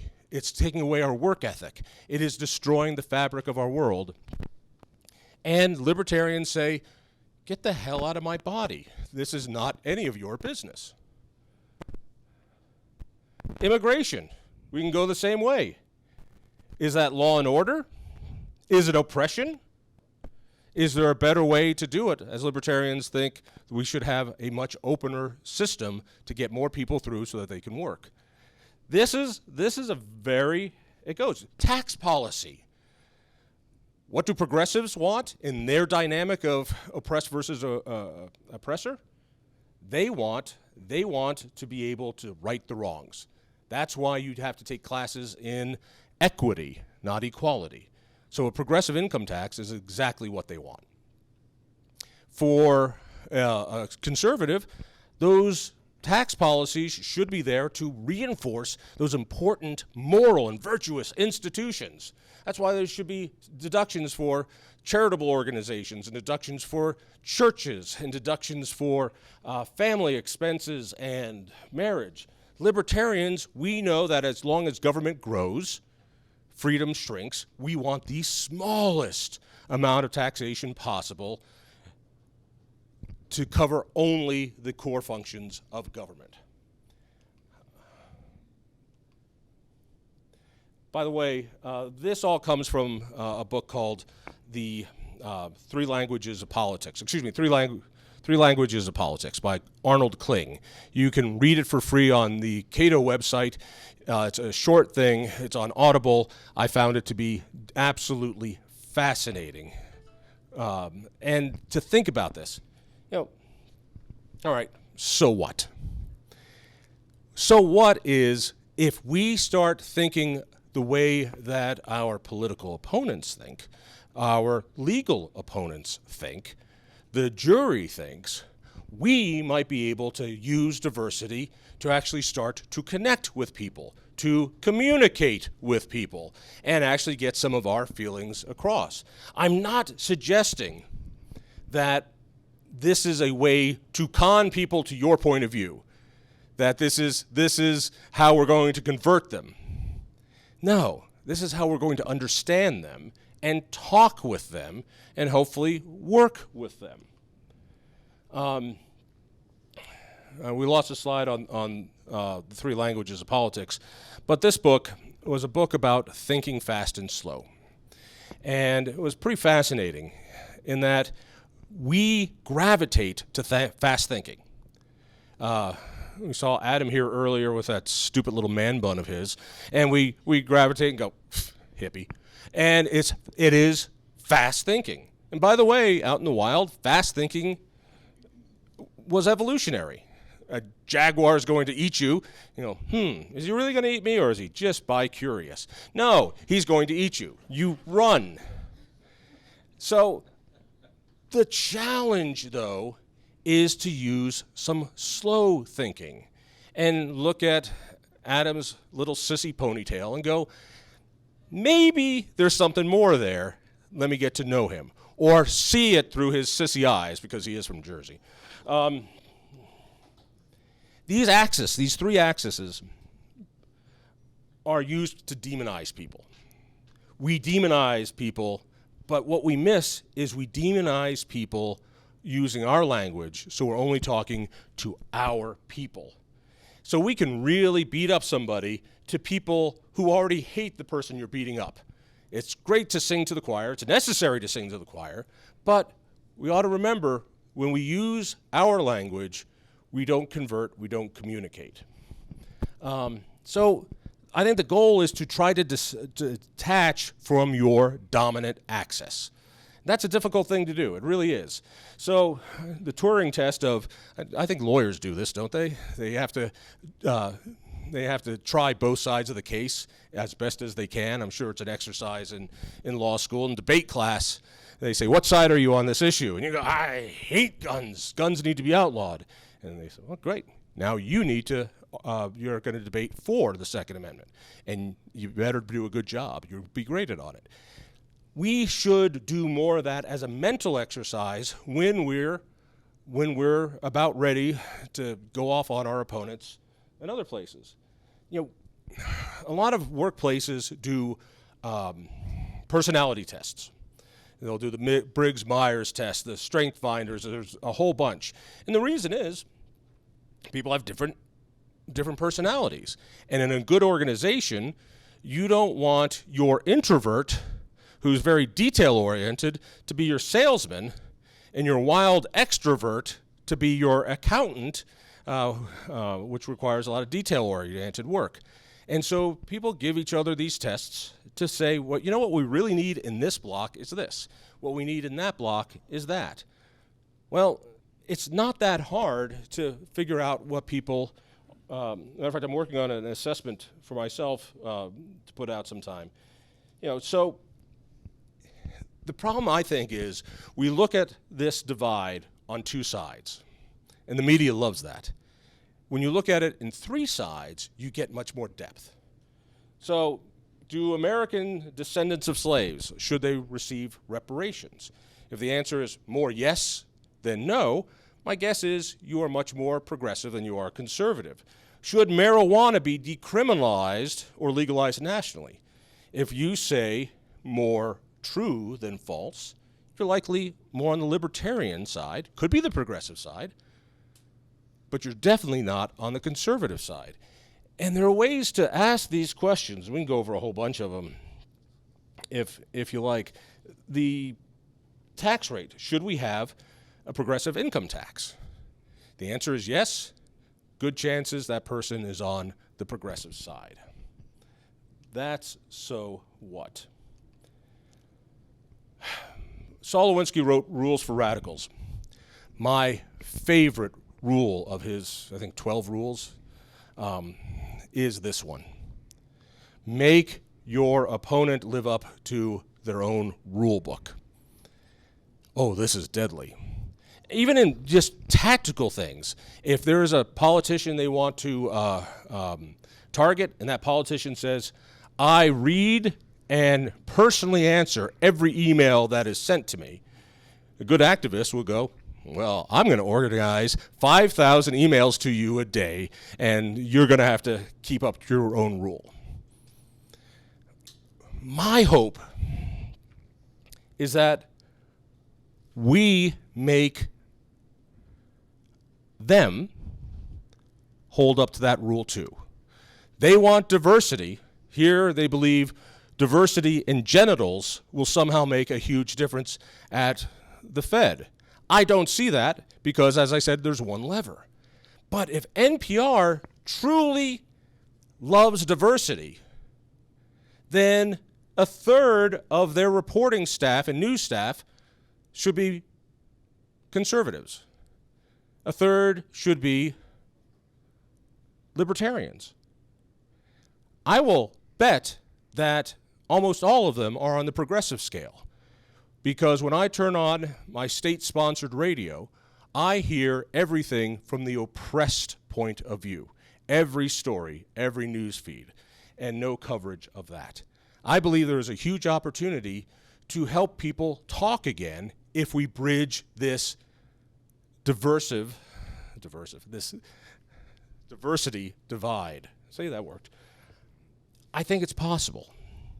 But I also think as lawyers or employers, you think about what person you want in front of your client. If your client is a progressive and you're a libertarian, well, if the thing is on a drug case, that might be just fine. If it's on some other case, it might be awful. When you're writing a brief and you know that it's going to go to a judge, it might be worth knowing where on that 3-axis model the judge is, and write to there. When you're picking jurors, when you're writing briefs, all of it. You know, it's odd. If you have a highly progressive salesman and you sell photocopiers, and a guy with a Trump T-shirt comes in, are you gonna? That's might be the wrong salesman.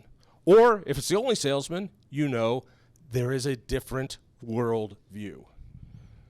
I did not put my email address or my telephone number because I really hope not to talk to any of you ever again. But I'd like to open it up for questions and see what you think about this theory that there are 3 basic default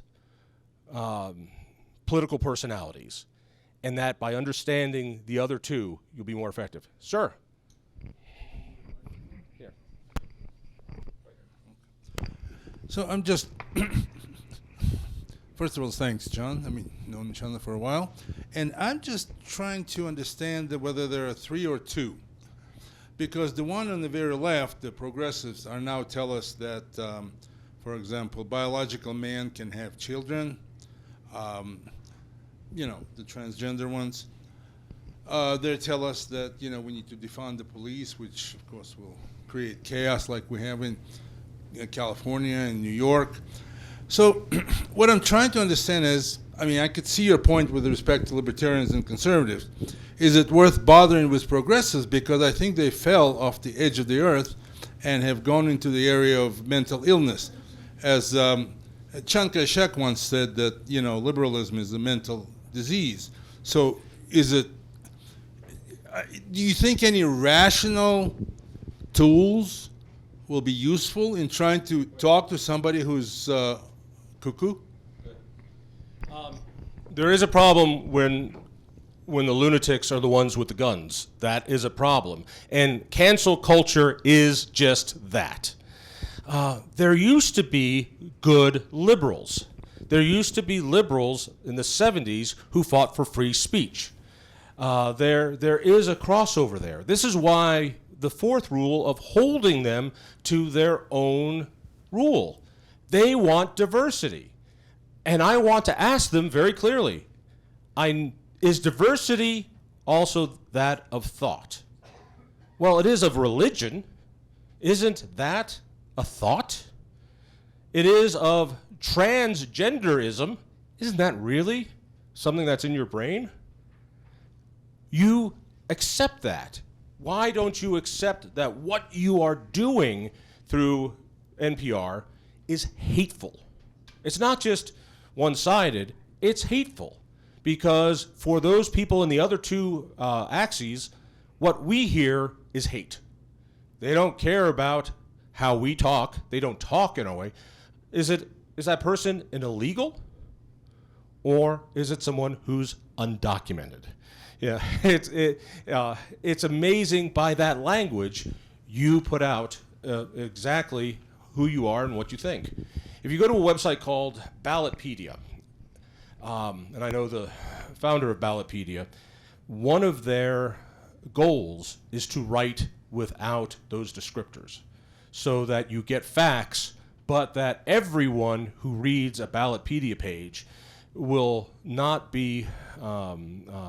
turned off or turned on by it. And by the way, I would be thrilled if NPR would just announce, like most people do with AM radio, talk radio, that they're an editorial machine, not a news machine. That would just be nice, and that would be honest. It would be great if newspapers did the same thing. Say the whole thing is an editorial page, not just those 3 pages in the back.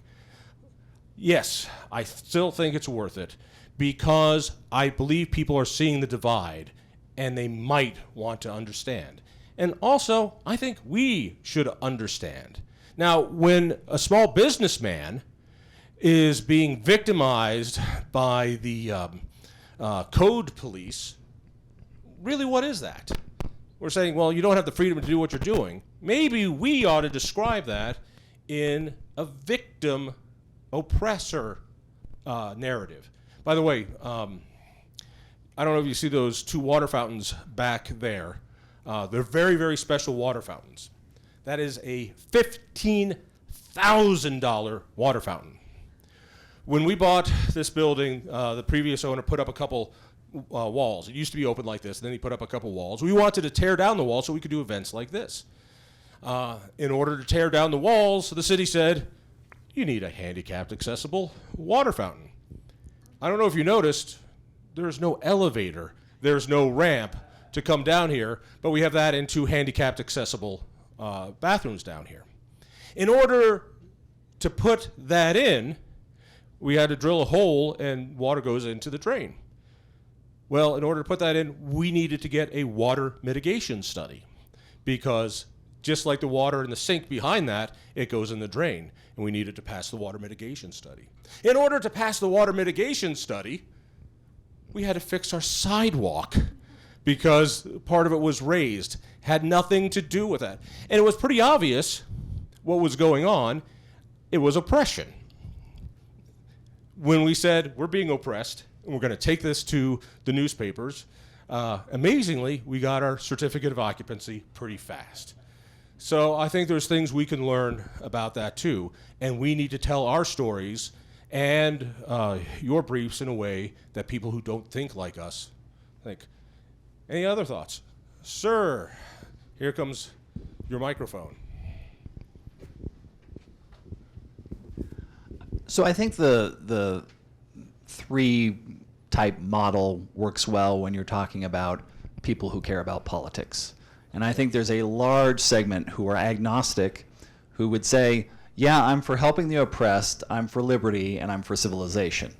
How does your model work with how do you see this model as being helpful in discussing things with that faction of the world who's probably, more than anything, probably issue-oriented? They probably have an issue or two that really matters to them if they think about politics at all. And it'd be interesting what those issues are.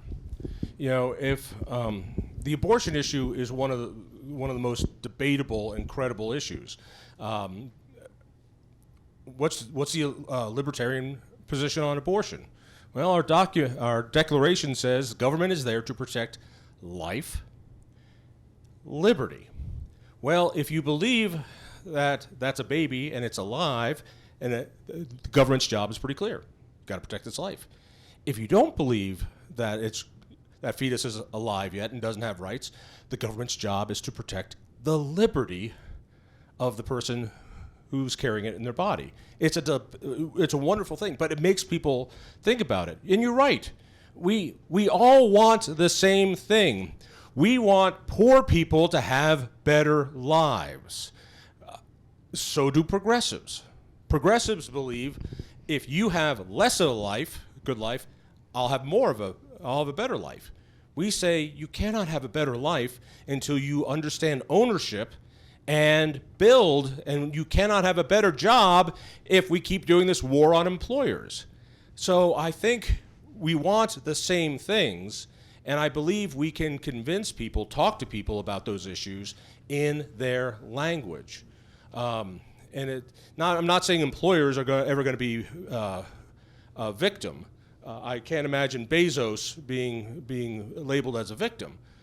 But I can say that thanks to Bezos, when COVID hit, my elderly parents could stay at home and still get supplies. Is that worth him being a gazillionaire? In my book, hell yeah. You be a gazillionaire. Thank you for saving my folks' life. Yes. I also believe that here in Colorado, there is a strong libertarian streak that people who are ignorant of politics have. You look at the polling. This is a pro-pot, pro-gay, mostly pro-abortion state, although late-term abortions are not supported here. But on fiscal issues, how do we vote? We put a tax cut on the ballot last year. It passed with 16 percentage points. You know, there's a path there. I'm saying we could be more successful understanding those other languages. But you're right, not everybody thinks politically. Any other thoughts, questions, comments? Do you buy this? Does it make any sense to you over here? Right behind you. Right here. Thank you. Let me read the Ninth Amendment as I have rewritten it, as Madison would have written it as if he had understood rights. Congress shall make no law abridging the freedom of individuals to take any innocent action they desire in pursuit of their happiness. These include the 5 rights of property, of innocently acquiring, innocently possessing, innocently using, innocently protecting, and innocently disposing of any item of property, including weapons and guns, including money and weapons, but excluding human beings. Part of one of the more covert projects we're working on here is a time machine, so that people like you can go back and clarify what the founders really should have done. And that we'll talk afterwards. Remember, Shatner went to space. We can do this too. Any other thoughts, questions, sir?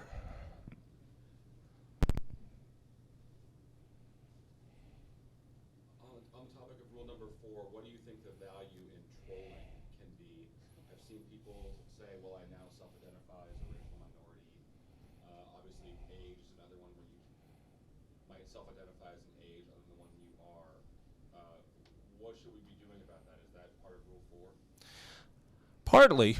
Rule 12 is also to isolate your target and destroy it, which is the politics of personal destruction that the left has been so terrific at, that it's now the cancel culture, and people are scared to death.